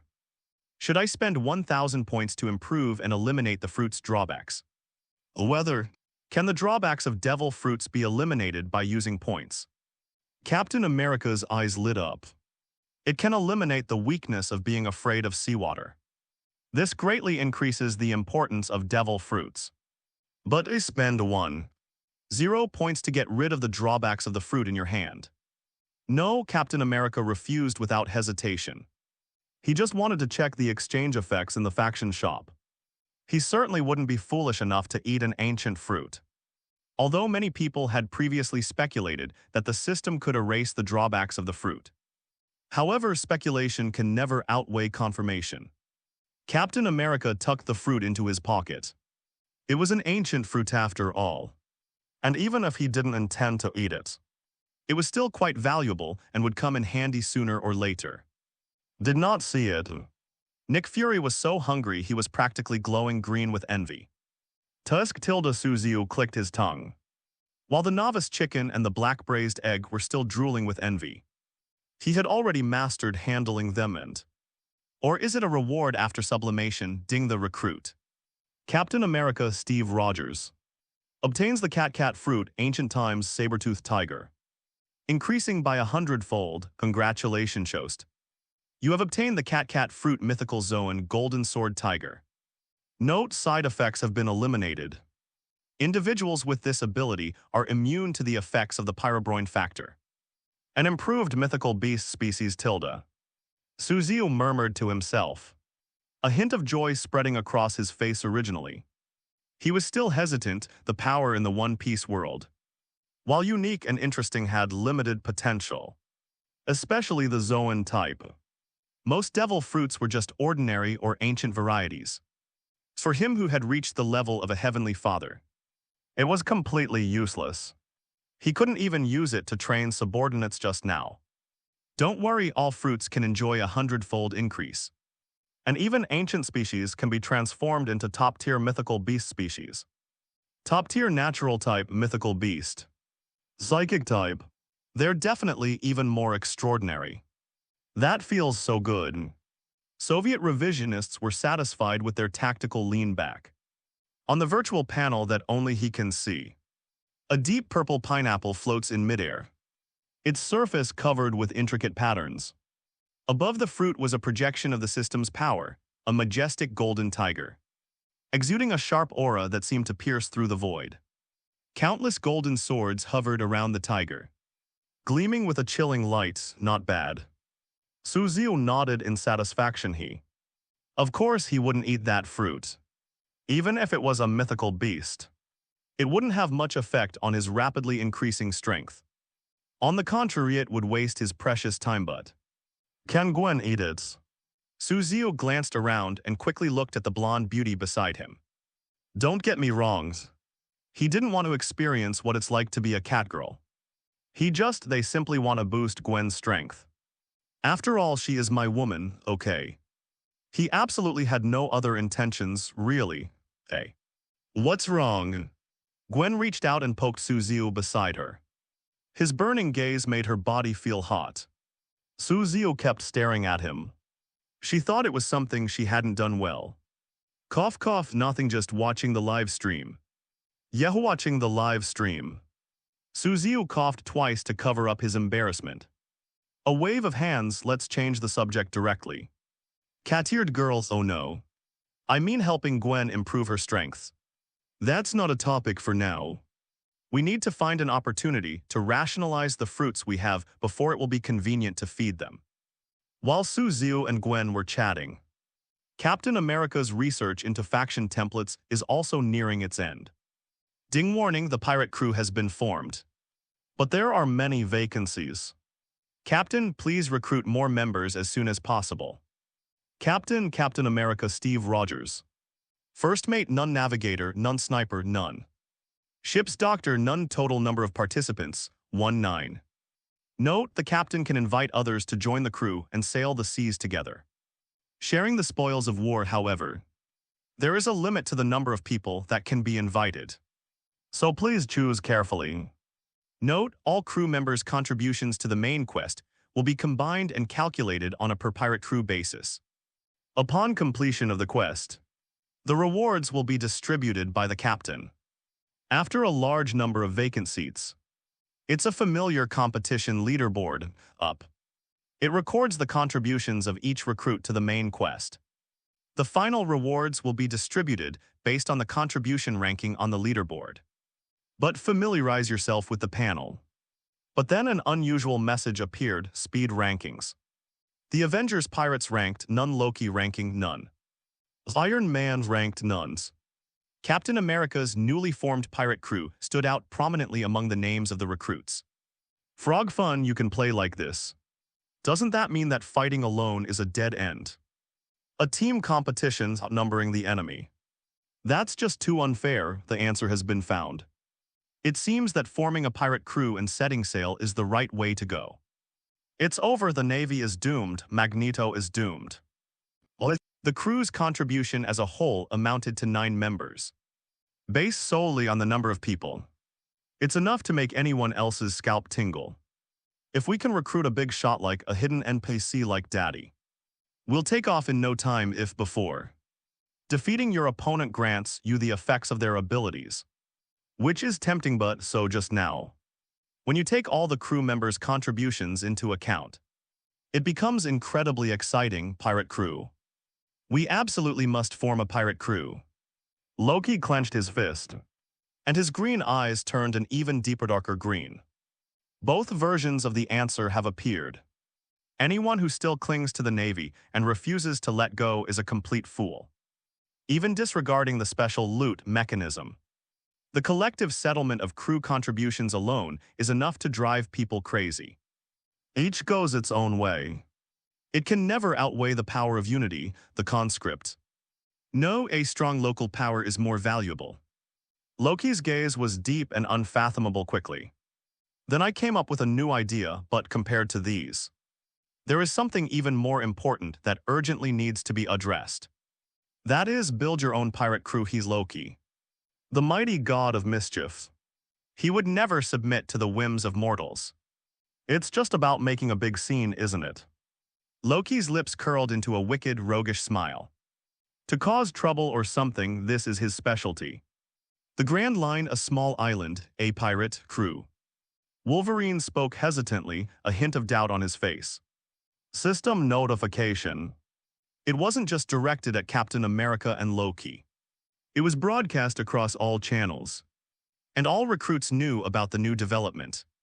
Looking at the new content on the racing leaderboard, Wolverine fell into deep thought. What do we choose? Tony and Captain America have a close relationship. And with Captain America about to be hunted down by a Marine admiral, he has taken emergency measures to escape danger. He has taken the machinery that was produced over time and transformed into Iron Man to rush over and save the people. Just now it's their turn to choose. Should he join Captain America's team like Tony? Or build his own ship? Captain America is a good man. His justice is beyond reproach. And he will certainly become our best ally. Laser Eyes whispered, but completely dependent on the other party. He shook his head secretly. Don't forget they are mutants. No matter how good Captain America is, he's still just an ordinary person. His identity and position determine that their interests and demands can never be aligned. We must form a pirate crew of mutants. Laser Eyes are decisive and resolute. Sebai's burning gaze met Wolverine's, and flames burned within it. They understood each other's resolve without saying a word. Go to sea, do something, accumulate reputation. On the vast ocean, the voice of mutants resounds. The upheaval caused by Captain America was like a thunderclap. On the already turbulent sea, another super-yield nuclear bomb was dropped. The explosion caused chaos and destruction. It's not just Loki who loves causing trouble who's letting loose. Even the X-Men Doctor Strange and even Magneto, who had already chosen his side and was following behind Akinu, couldn't help but show strange expressions and were eager to get a share of the spoils. The ocean plunder, it's so tempting.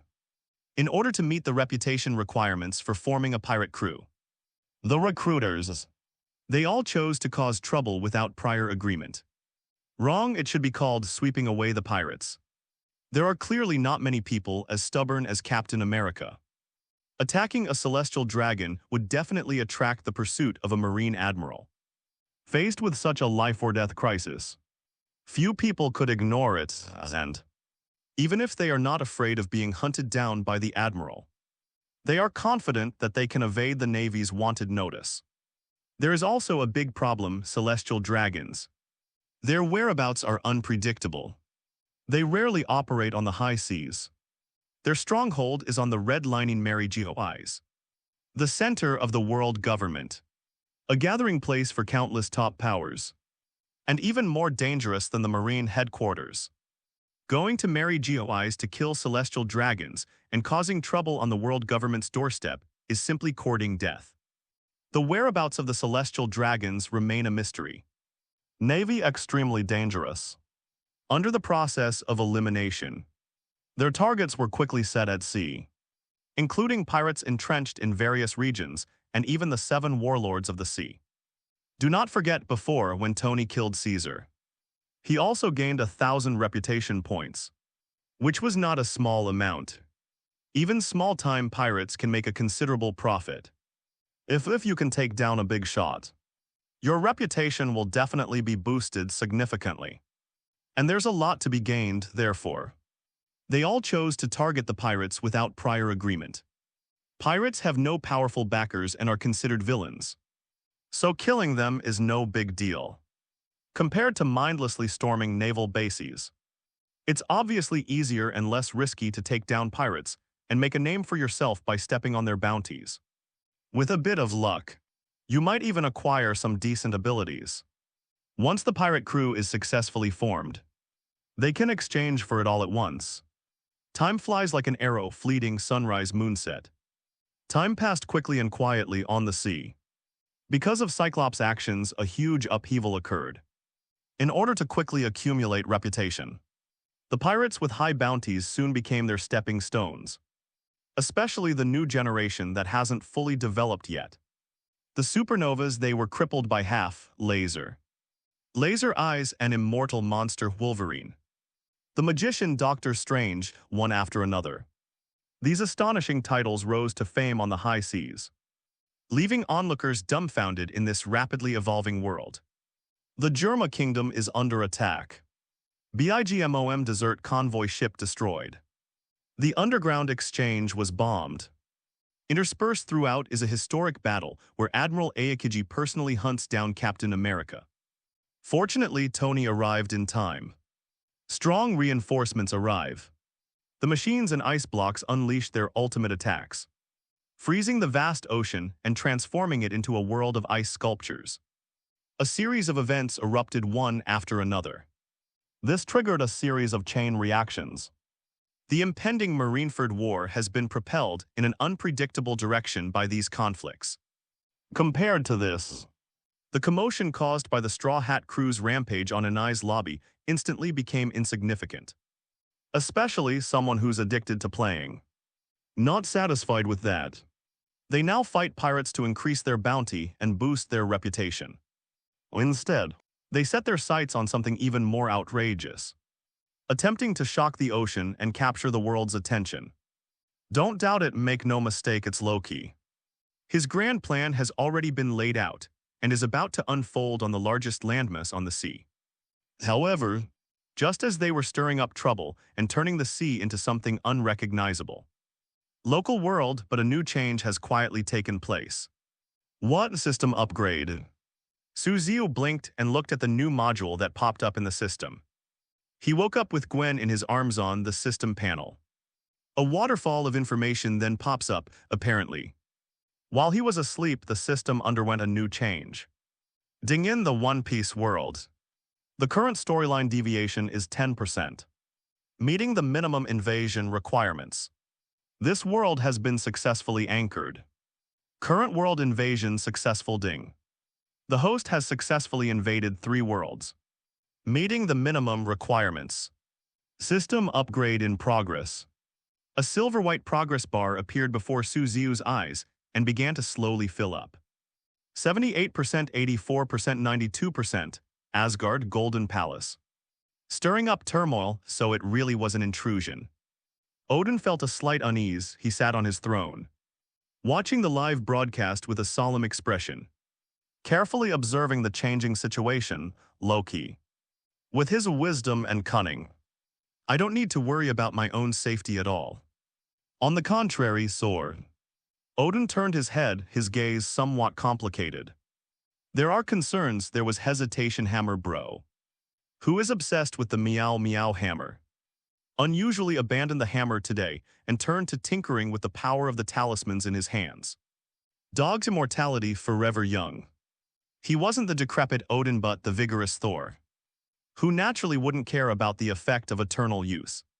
What truly interested him was the dog charm containing this mysterious power. Lord, he was more interested in the 12 talismans and their runes. He had an inexplicable feeling about it. Charm do not. The runes on the talisman are very important to him. Extremely important. Perhaps we can get guidance from the talisman. Open the body and elusive power talismans. The runes on it more like a key. A key to unlock the treasure within. Unfortunately, he discovered this. The talisman has already returned. He also returned to the Golden Palace in Asgard. Damn it. If only I could come into contact with the talismans again and understand their power more deeply. Thor slammed his fist into the ground. He was venting his anger and frustration, you understand. Charms a chance, perhaps it's coming now. Odin pointed with a strange expression to the live broadcast on the sky. Picture another wave of turmoil has begun. 68. The Lord of the world, commanding heaven and earth, none dare disobey. Sky Curtain, a spectacular live broadcast. It stirred up trouble once again. While onlookers were intently watching the live stream, some suddenly noticed that something new seemed to be appearing on the screen outside of the One Piece World Invasion live stream. Lights flicker. They transformed into 2 completely different screens. Left filled with the bloodshed of the apocalypse. The wasteland is teeming with viruses, and various mutants lurk in the steel jungle. instilling a nameless fear and an instinctive tension. Right, it appears to be a modern metropolis. Quiet and peaceful, but the darkness in the shadows keeps reaching out its tentacles, and an invisible fear seems to linger in the azure sky, making one's heart clench. Shield, Resident Evil. Black Widow, who was sweating profusely in the training room, trying to make a breakthrough in the Navy Six style, suddenly looked up and exclaimed in surprise. On a screen where light and shadow change other people. I was just shocked by the sudden change. You might just feel that the image looks familiar. But if you really try to identify it, you can't quite put your finger on it. But for Black Widow, it's more than just familiarity. The events I've personally experienced will never be forgotten. Even 10 years from now. Her pupils contracted and she gasped in surprise. That's right, this is the world she once traveled through. Also the source of her extraordinary power. Resident Evil Original. The world she thought she would never see again reappeared before her. And it also brought about new changes. Ding. The Resident Evil world has begun. Expansion pack revelation loading. Light and shadow chase the screen, and new content quickly appeared in the live stream. The onlookers were watching intently. Although the AI Red Queen was successfully destroyed and its underground base sealed off, the accidentally leaked T-virus still spread throughout Raccoon City, plunging the city into an apocalyptic crisis. With the threat of infection looming large, the mutated flesh and blood are spreading throughout the city. As the virus grows increasingly terrifying, the Umbrella Corporation, in conjunction with the military, decides to drop a nuclear bomb on Raccoon City to destroy the source with high temperatures and radiation. Lines of text appeared during the live stream picture. It gradually lit up. It has become a steel jungle. The city is bustling with traffic and incredibly vibrant. But no one knows that beneath this seemingly prosperous facade, the T-virus has already begun to spread. A deserted alleyway. Hiss. Someone was tearing at their chest. Their hands and feet twisted into crooked shapes. Their skin as pale as paper, and their body exuding an unhealthy contortions. Roar. The stray cat perched on the lid of a trash can had a crimson light flashing in its round eyes. Its body was elongated, and its flesh was beginning to deform. In the blink of an eye, crisis coming soon at the end. There was also a fleeting glimpse of the scene. It's like being in some underground base. The information panel is flooded with a massive amount of data, all from cutting-edge technological instruments. The dense array of buttons is enough to make one's scalp tingle. Scarlet text, it makes one's breathing quicken. Nuclear weapons ready to launch, holy crap. An apocalyptic crisis, it's happening again. Something's not right. Didn't they say that shutting down Red Queen and sealing off the underground base would stop the T-virus from leaking out? How come Raccoon City is still infected? The Umbrella Corporation is so unreliable. Whether it's reliable or not, I just want to say, isn't it too cruel to drop a nuclear bomb on Raccoon City? A city has millions of people, right? What do they think human lives are? Are you out of your mind? The T-virus has leaked. If we don't destroy the source, are we just going to let it spread? Destroying one city is better than everyone else falling. Killing the saintly in chaotic times is definitely the right thing to do. Kill the Holy Mother in chaotic times. Kill the Holy Mother in chaotic times. A large number of onlookers turned into repeating machines. The same barrage of comments flooded the internet. Going viral suddenly, a comment was pinned to the top. Nuclear peace. Is nuclear peace really possible? If sealing off the underground base couldn't stop the T-virus from leaking, who can be sure that nuclear weapons can destroy the source? Cold words like the whispers of a demon. The contents inside are chilling upon closer inspection, making one gasp in horror. Who can you be sure? The sound of gasps echoed around the world. The barrage of comments on the internet vanished instantly. A long-lost sense of stagnation settled in until someone made a frank statement. Hiss.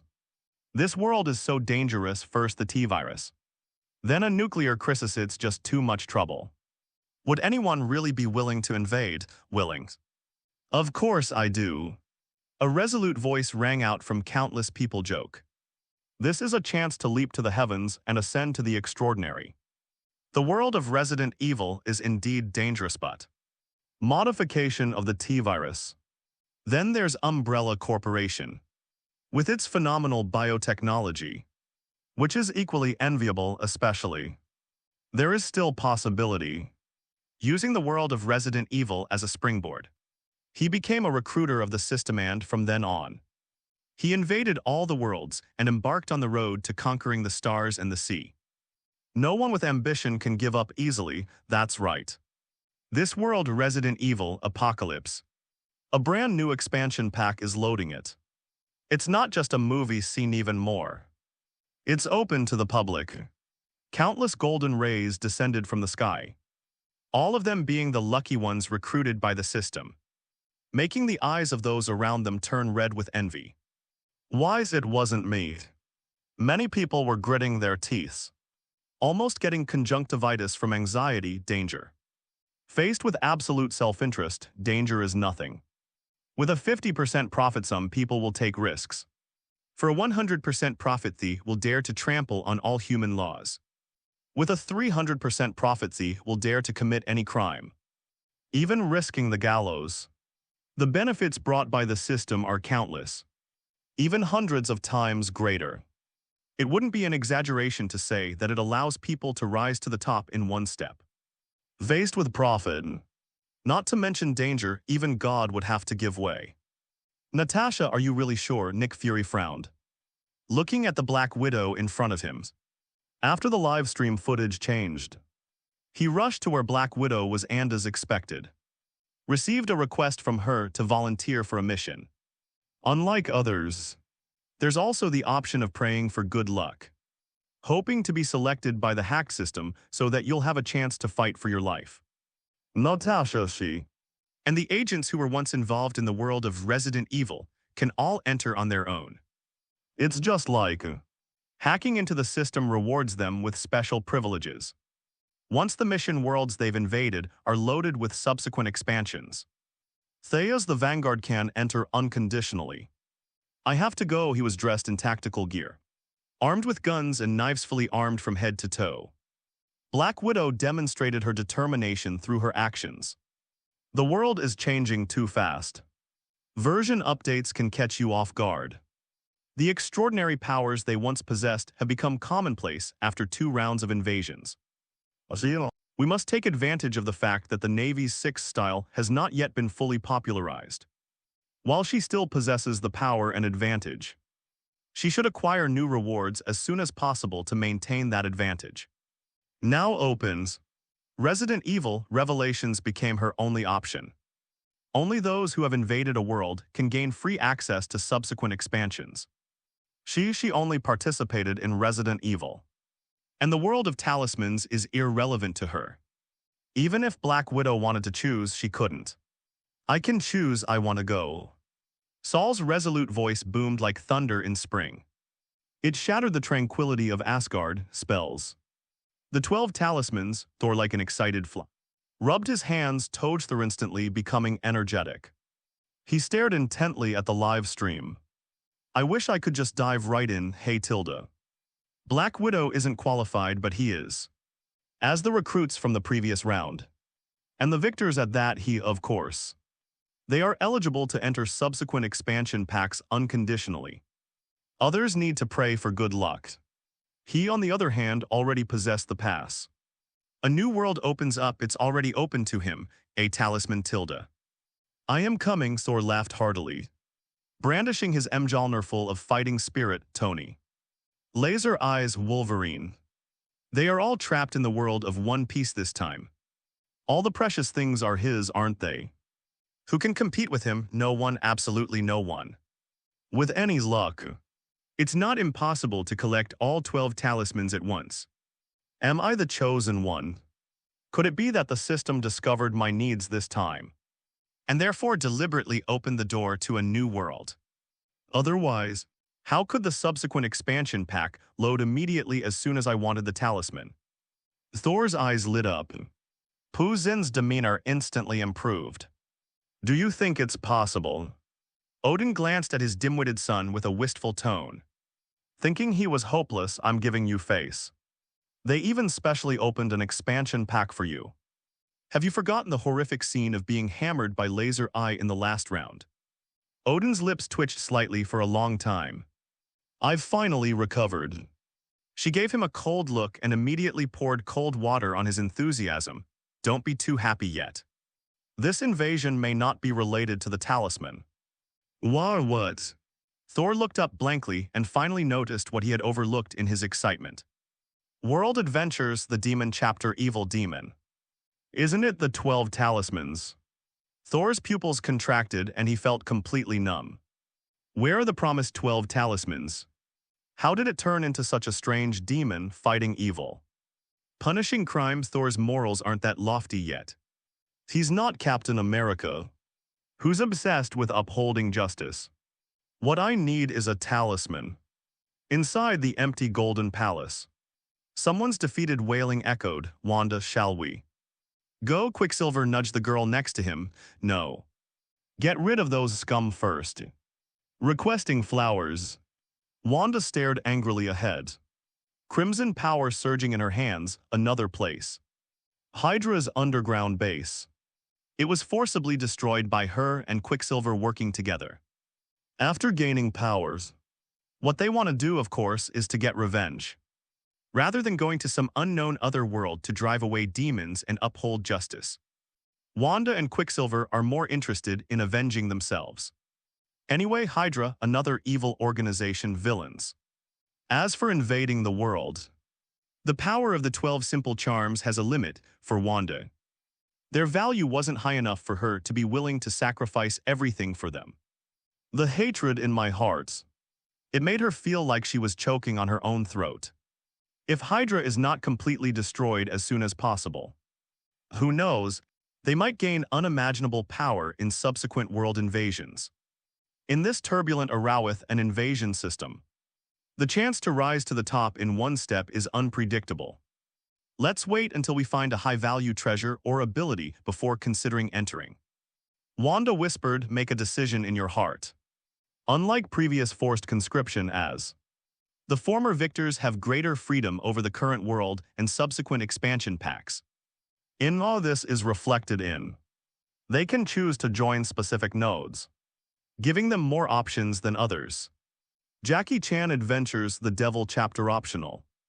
Expansion Pack Resident Evil Apocalypse. Jackie Chan Adventures The Devil Chapter. Two familiar yet unfamiliar invasion worlds opened up one after another. And countless lucky people were selected by the system.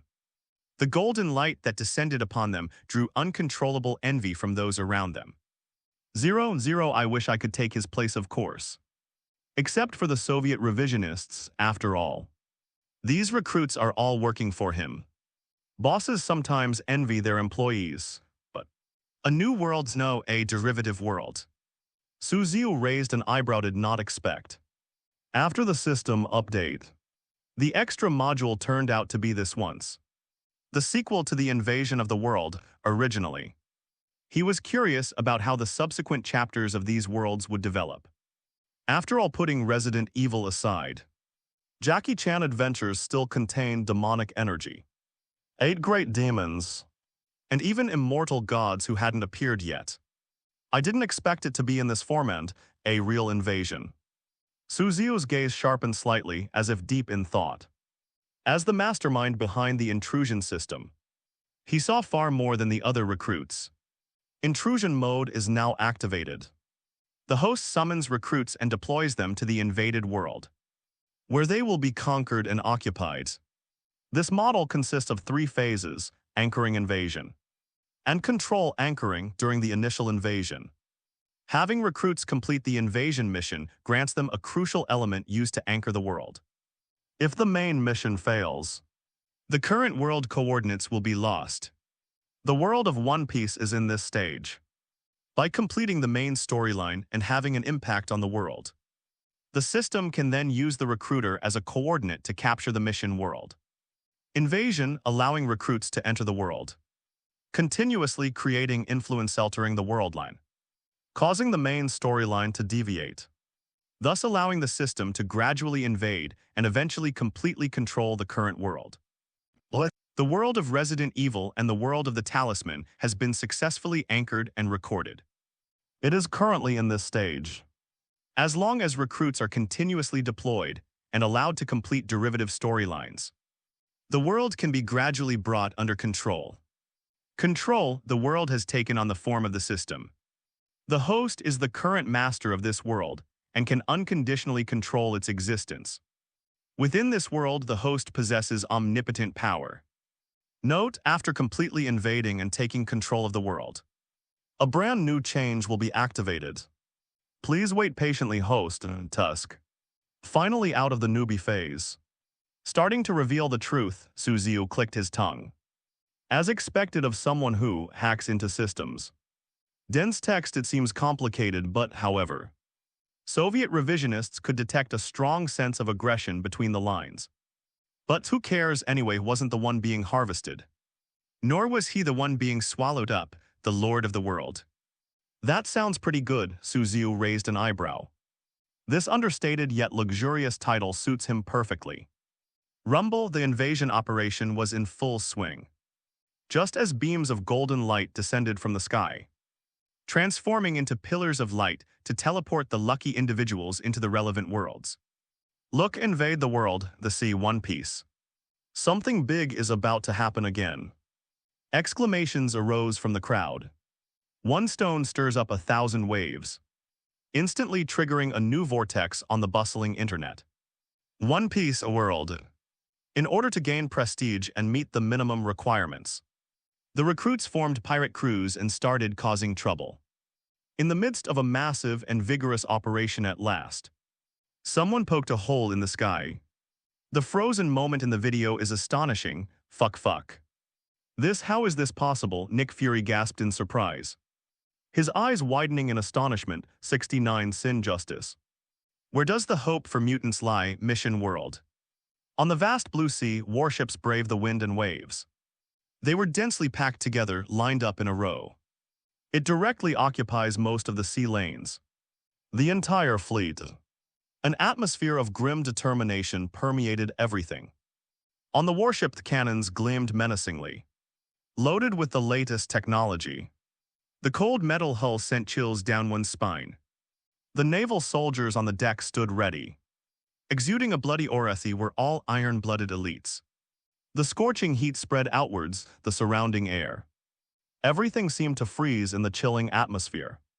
Sure are those guys in this area of the sea.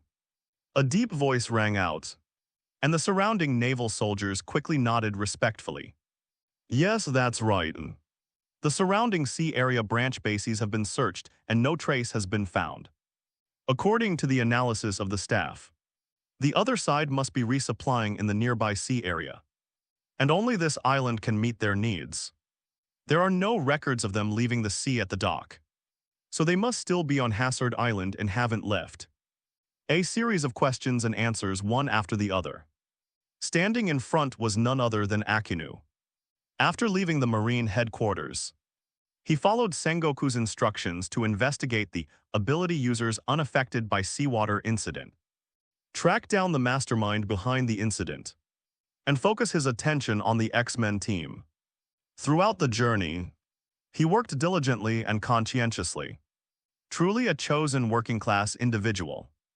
Akinu at this moment, standing at the bow of the ship. Gazing at the island ahead, a cold glint flashed in his eyes. His cold voice and the high temperature surrounding him suggested that it was not just a simple tracking and investigation. More like a kind of ruthless, all-or-nothing determination. Hascid Island, damn it. Here it comes, it's here again. Is that guy crazy? He's been chasing us for so long, when will he ever stop? We're only targeting pirates, why is he Marine? Acting like a mad dog constantly chasing after us. X-Men. They had just replenished their supplies and before 90 could even set sail. They discovered that the port had been blocked. He could only grumble and curse as he walked back. Originally, since separating from Tony, they have been diligently targeting pirates under Cyclops' leadership. specifically targeting those who commit heinous crimes and have high bounties. Not for the bounty but for the reputation. His reputation was steadily rising. We're getting closer and closer to meeting the minimum requirements for forming a pirate crew. Suddenly, a bolt from the blue struck them, Admiral. Aki knew they're coming after us. Even the generals were mobilized because of their previous incident of killing Caesar in the island's tavern. And it's still specifically targeting them. They abandoned Tony outright and focused their pursuit on them. After less than 2 days of tracking, the pursuit inexplicably turned into a manhunt, and they were also unjustly accused of committing adultery. They were described as ruthless and insane pirates, even going so far as to put bounties on their hands. Bounty 5 million berries laser eyes, capable of emitting laser beams, suspected to be a user of a superhuman devil fruit. Wolverine bounty 2 million berries. Wolverine possesses incredible regenerative abilities and is suspected to be a Zoan-type devil fruit user. Chinese letter bounty 1 million berries Jin. Proficient in telekinesis and healing abilities. Suspected to be a user of a psychic-type devil fruit. Not only are their strengths documented, the reward is offered. It also included a lot of content about the evil deeds they committed. They all spoke with great detail and conviction even.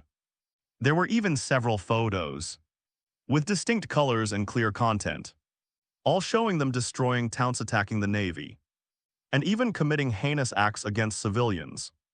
Clear and unambiguous, no room for argument, could it be? Did we really do that, not to mention the outside world? Even Wolverine himself began to doubt himself. Surely he doesn't turn into a werewolf and go out and mess around every night. Does he? This isn't a movie about fatal fury. Impossible, absolutely impossible. We've always been working together. So even if someone wanted t'other, simply wasn't the time. Laser Eye's face was dark. He's still thinking. He can still make his own judgments. As the X-Men's leader, he is in charge of the entire team.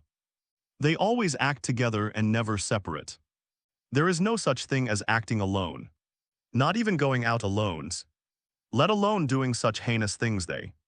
They've always been dealing with pirates. And they are ruthless pirates. Even when it came to completing their mission, they always upheld the path of justice, X-Men. No matter what, they are partners of justice. He's not one of Magneto's mutants who hate ordinary people. Framed, this is definitely a setup. Wolverine gritted his teeth.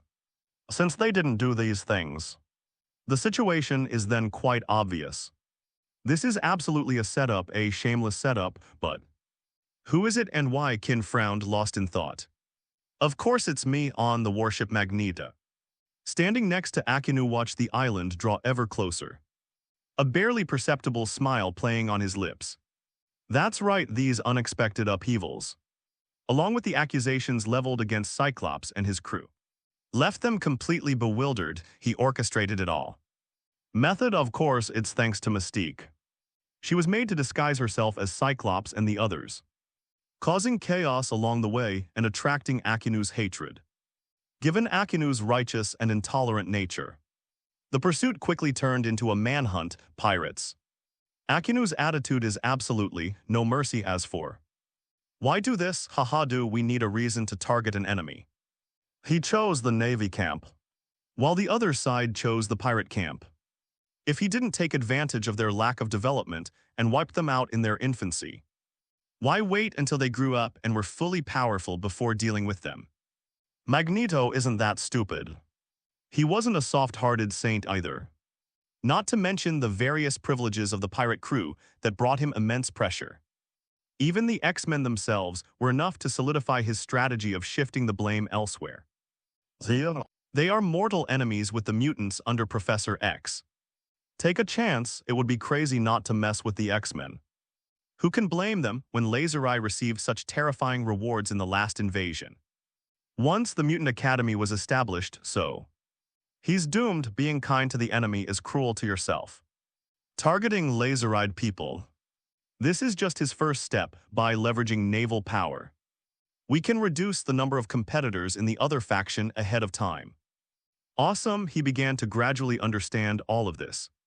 Understand the rules of the game, winner, it must be me. Magneto clenched his fists, a sinister glint in his eyes. Holy crap, sixth brother, you can actually do that. Cyclops he framed me. I knew something was off, the X-Men are superheroes.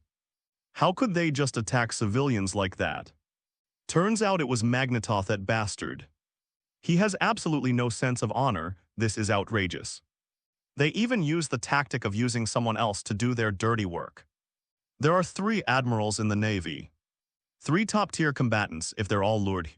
Won't the captain and his crew be wiped out? This guy is too cunning, don't be too happy yet. Cyclops and the others are alright, let's find them first. Even if we want to shift, the Blameth Ocean is so vast. Finding people isn't that easy. The moment the truth was revealed, the onlookers were wide-eyed and exclaimed that it was outrageous. The barrage of insults, one after another. It went viral online. Only a handful of Machiavellian followers cheered for Magneto. Who cares if it's good or bad? The real goal is to complete the main quest and win, but want to find a few scattered people in the vast ocean, or on densely populated islands and in ancient towns. This is like finding a needle in a haystack. No matter how you look at it, it's a very difficult thing. And once a vulnerability is discovered, with the X-Men's capable abilities could escape in no time. By then, they wanted to stop them again. But it's not that easy, the temperature was scorching hot. Let the air become burnt, that mad dog. They're catching up again. Wolverine cursed under his breath and quickly hid in the crowd. No one wanted to fight Aquinas, that mad dog. The terrifying magma fruit in his hands could unleash the world's top fighting power. Rest assured, with so many people on the island, it'll be easy to hide. If he wants to take action, he'll definitely have to land on the island. Once they're there, he can take advantage of the chaos. That's right. Take advantage of his landing on the island and break through the blockade line quickly. A Cyclops and Wolverine taking turns speaking. Quickly finalize their action plan, they what we fear. There was only one Akinu, his navy, and the seemingly massive fleet were nothing but scrap metal in their eyes, and if he hadn't yet mastered armament haki, given his current arrogance, he wouldn't even back down from Akinu quickly. They will be landing soon. Laser eyes climb high and look far. His gaze was fixed intently on the approaching fleet on the sea. Near, it's getting closer. When the warships docked and Akinu landed on the island. That is, when they were trapped and ascended to heaven. Opportunity, it's coming, oh. The sound of ship horns boomed repeatedly on the warship. Distance, the call of bagpipes can be heard ahead. The islands in the field of vision became clearer and clearer. Good eyesight. You can even see the figures of people on the dock. The warship's engine room also began to gradually apply brakes to decelerate. Look, we're getting close to the island, but Akinu's order was not to land on the island, but the whole army forms an array, fire. Provide fire support to the front, sink the island. Akinu waved his hand and gave the order. The words that came out of his mouth, which was 38 degrees Celsius, were like an ice cave to those who had been plunged into it. General Lord Sakaski, fire. There are tens of thousands of people on the island. What's going on? The soldiers nearby all turned their heads, looking at Akinu in disbelief. This is a supply island in the nearby waters, although it's not particularly bustling, but the island has a permanent population of at least tens of thousands. But they were all innocent civilians. Once the cannons are fired, moreover, as Akinu said, they would use overwhelming firepower to sink the island. By then, not to mention the ordinary people on the island. Even the ports. Many of the naval colleagues who blockaded the docks fell victim to the aftershocks of the artillery fire and were unable to evacuate in time. I said fire, Akinu's deep voice rang out again.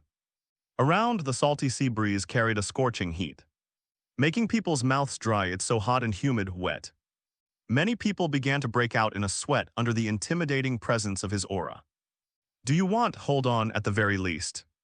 Notify our colleagues at the port to evacuate. The adjutant beside him forced himself to speak. He had only said half of what he wanted to say.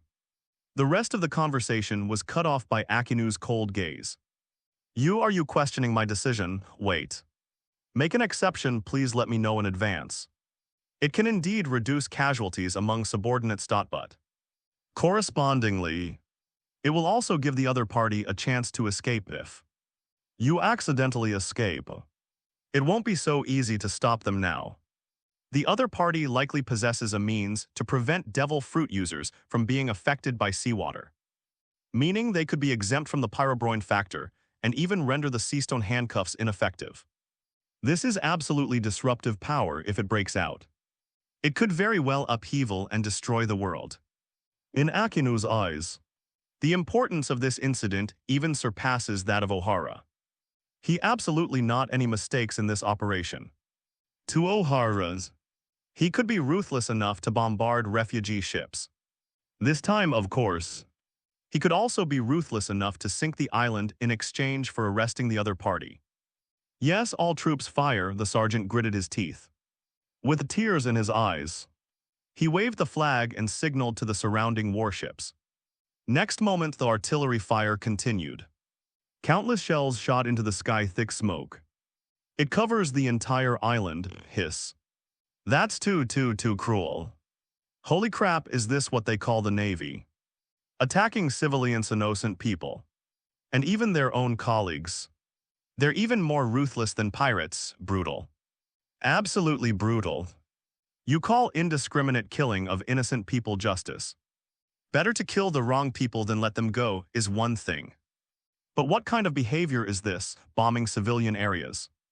Is this guy a villain? He's definitely a villain. The onlookers in front of their screens were all wide-eyed. Originally, people thought it would be a tense and exciting chase. And some were curious about what methods the Navy would use to find the X-Men team hiding on the island. In underground betting markets, people even place bets on who will win and who will escape. But they never expected it. Akinu's reaction was surprisingly resolute. Direct order firepower bombardment. The order was given to sink the entire island by 1.8. The ruthless method sent a chill down the spines of countless people. Justice, what a load of bull.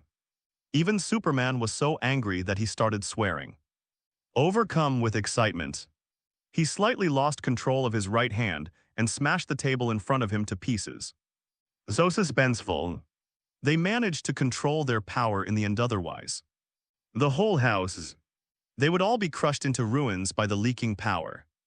This is absolute justice, Nick Fury whispered. He's a master of Machiavellianism too. If you cut him open, even his heart is black, he is. Akinu's actions are understandable.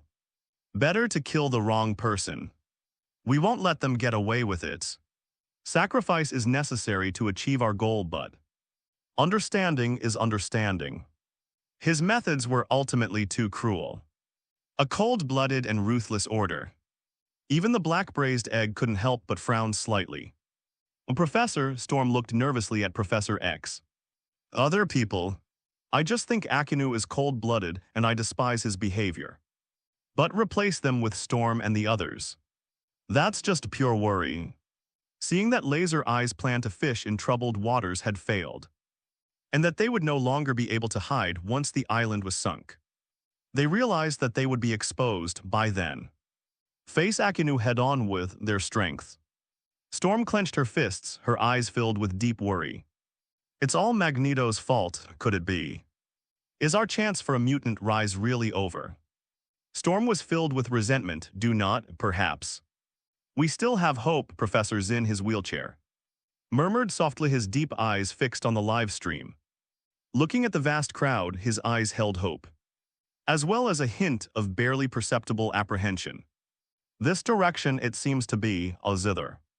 70 beyond the universe burned Phoenix, boom rumble. Deafening artillery fire erupted on the island. Thick smoke billowed into the air. The overwhelming attack was clearly indiscriminate. A full-scale bombing campaign, damn it. Is that guy trying to bomb civilians to force us to show up? Wolverine gritted his teeth. The constant cries and wails in his ears made him feel terrible. Especially, the thought that these people might have perished because of me made me realize that. Hateful, this is outrageous as a member of the Navy. How could they resort to such methods? Chin couldn't help but clench her fists. No. Cyclops shook his head. He unexpectedly saw through Akinu's intention. He's not forcing us to take action. He's bombing indiscriminately, and with this power and this frequency, he wants to sink the entire island. To let us and the people on the island perish at sea. To be completely annihilated. Laser eyes have a very dark complexion. Shocked by Akinu's insane actions, Wolverine wanted to deny it, but listening to the sounds of despair all around, the words of denial stuck in my throat. I just couldn't say them in case. It's just about intimidation or coercion completely. There was no need for such a grand display, also. It's impossible for the bombing to be so fierce. Navy personnel were already rushing to board the ship. Then amidst the roar of cannon fire it was hit by a shell. The entire ship was destroyed and sank into the sea. To prevent us from escaping, they won't even spare their own comrades. Chin bit her lower lip tightly. A faint taste of rust filling her mouth. Madman, madman. This guy is a complete madman, Wolverine was furious. His anger and sense of justice made him unable to hold back any longer. Call out under artillery fire. After rescuing several more innocent people, his eyes turned redand. He suddenly erupted. Launching a direct attack. I'm not hiding anymore. Stop pretending, I'm right here, come over here if you dare. Hey, that was a bit impulsive, Cyclops sighed softly. Although he said that, he didn't hesitate to take action.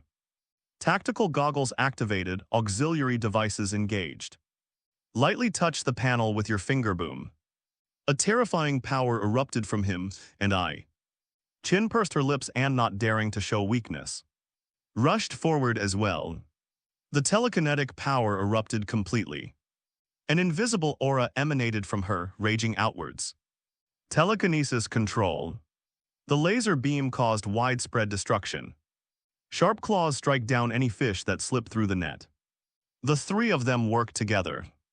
The cannon fire slanted down from the sky quickly. Most of them were blocked. The barrage of firepower cleared the area instantly. Correspondingly, their location was also revealed amidst the continuous bombardment. The only exception in the ruins, very eye-catching.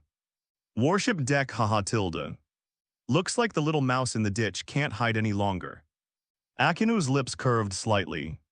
A cold smile appeared on his face. Next moment, saw. His body turned into a blur, soaring through the air.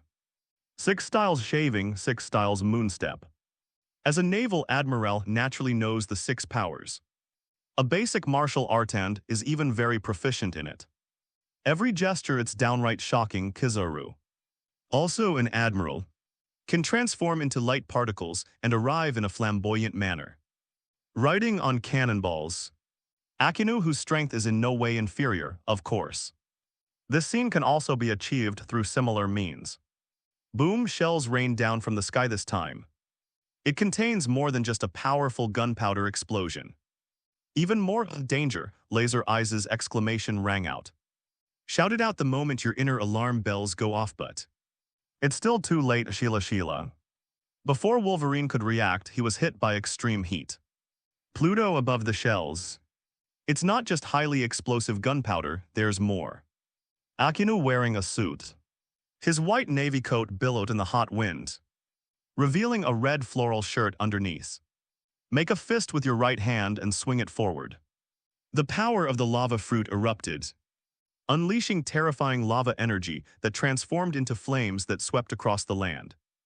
Distorting space with extreme heat, boom, one punch. It instantly turned half of the opponent's body into ashes. Zizzy amidst the scorching flames.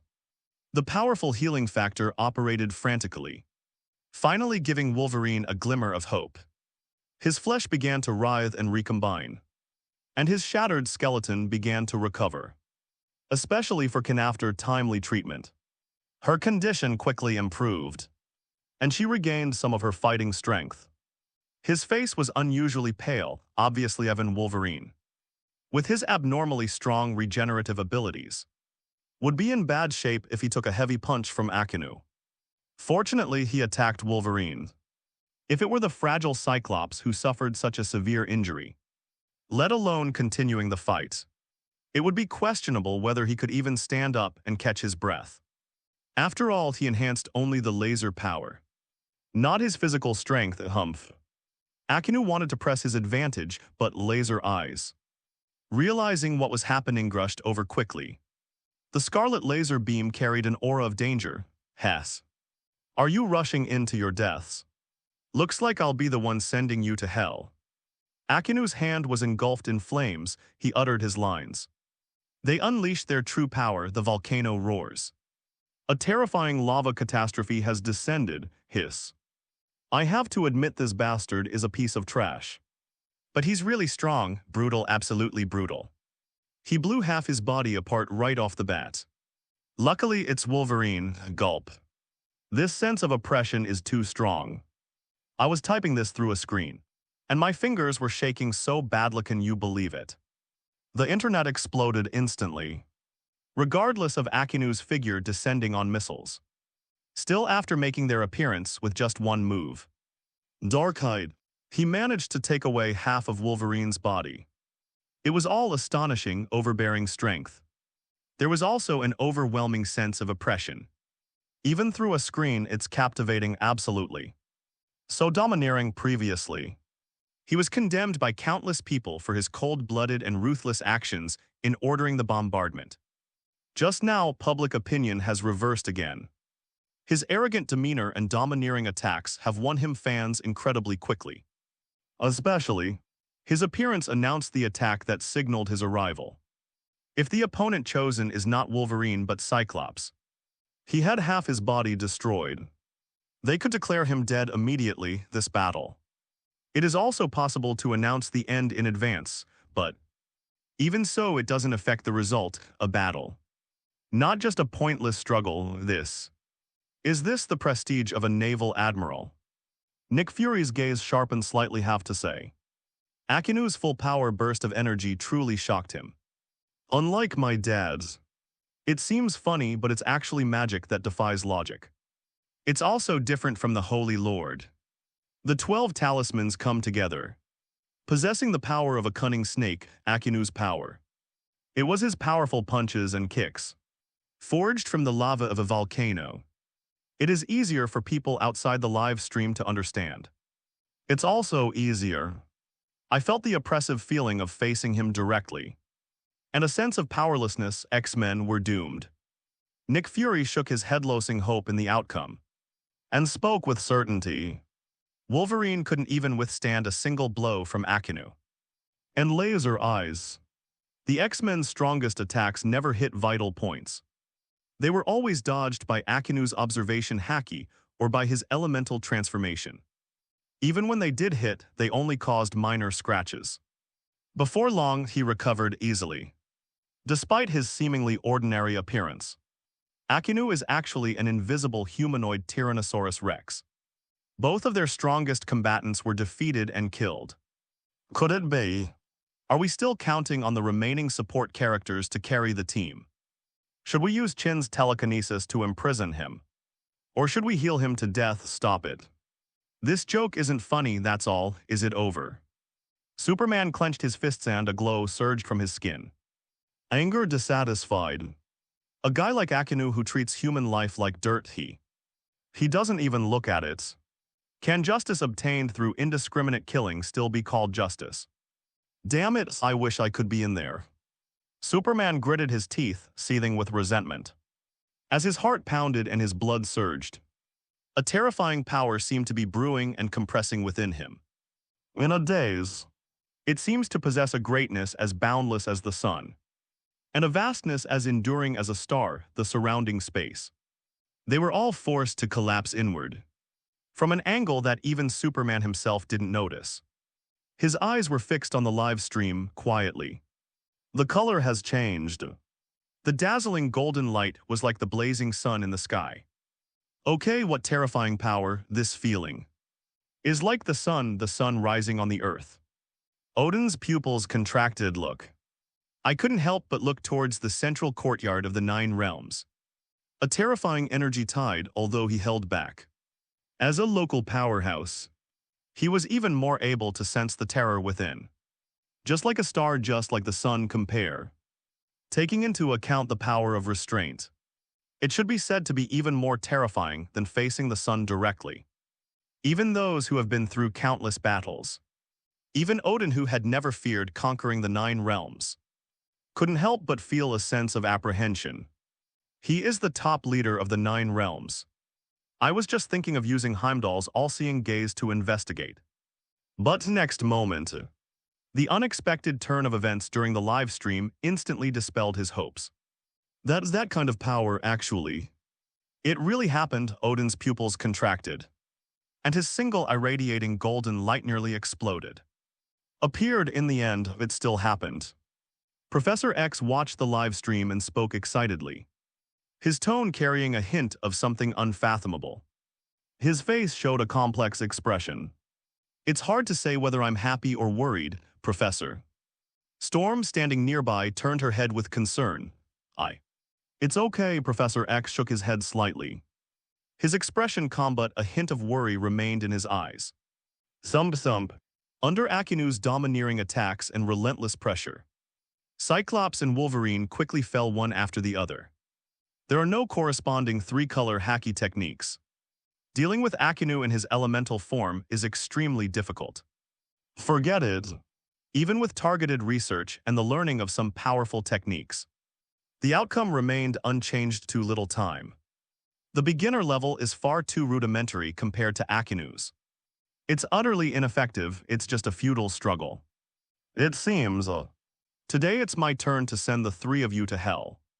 Akinu spoke again, target. But it turned into the entire X-Men. Neither Cyclops nor Wolverine were a match for him. So Jean naturally fell down as well, however, just as his fiery fist was about to strike them, ending their last chance of survival. Boom. The power of terror. It suddenly burst forth from the body of the instrument. His closed eyes suddenly opened. But they had lost their luster, but transformed into a pale, indifferent color equal. Ignore everything. An invisible flame burned from the body of the instrument. It was a scorching heat that even Akinu's elemental form couldn't withstand.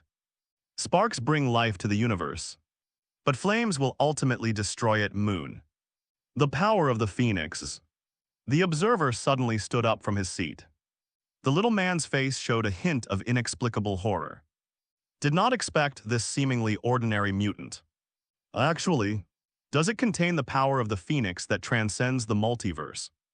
The Phoenix Force originates from the primordial universe. Born at the beginning of all things, it is a chaotic yet immortal, eternal yet impermanent existency, a child of the universe. It is the embodiment of life and spiritual power in the primordial universe, symbolizing life and emotion to some extent. He can easily destroy or regenerate all existence, even the universe itself. Definitely a multiverse-level existence. The power emanating from Nu-93's body is very likely just a fragment of the Phoenix power.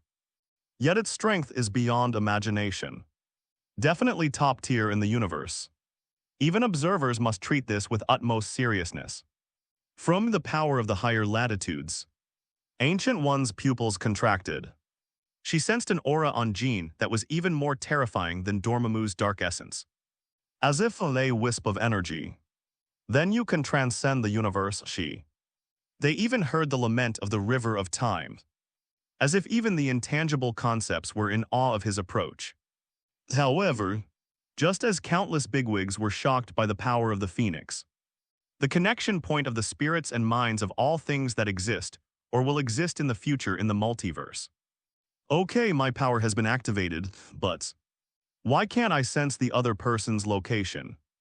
The Phoenix awakens from the spring. His normally indifferent eyes now held a hint of bewilderment. His eye clearly felt it. A wisp of my own power has been activated. But no matter how hard he tried to sense it, he couldn't detect where it went.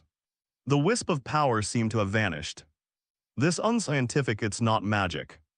The phoenix raised its head in a daze. Through the endless void. The scene on the sky was soon visible. Okay, intrusion. System, wow, has she turned evil? Jean actually has the power to unleash her full potential. Huh? Didn't they say that you become 3 times stronger when you turn evil? Do you guys think that if Jean turns evil, she could be a match for Akinu? I should be able to win, right? Judging from his aura, he seems pretty strong. Even if I can't beat Akinu, escaping shouldn't be a problem. Right, if only I could rescue Cyclops and Wolverine too. Yes, it's such a shame that a superhero would die here. Kin, stand up straight, that's right. Teach him a lesson, blow off his arrogance. And it would be best if we could defeat him.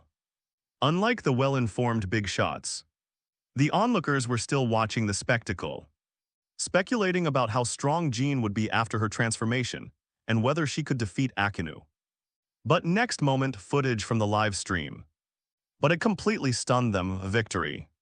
It's far more than just a victory. Just as Jean turned evil and her internal power went berserk, Akinu sensed something was wrong. Alarm bells rang in my heart. The user's observation haki was used to issue a frantic warning. He clearly couldn't predict the future using his observation haki. At this moment, I could feel the presence of death. My whole body is trembling, mental numbness. It felt like facing death head-on, danger. Akinu's body moved faster than his thoughts, instinctively transforming his entire body into elements and retreating wildly backward.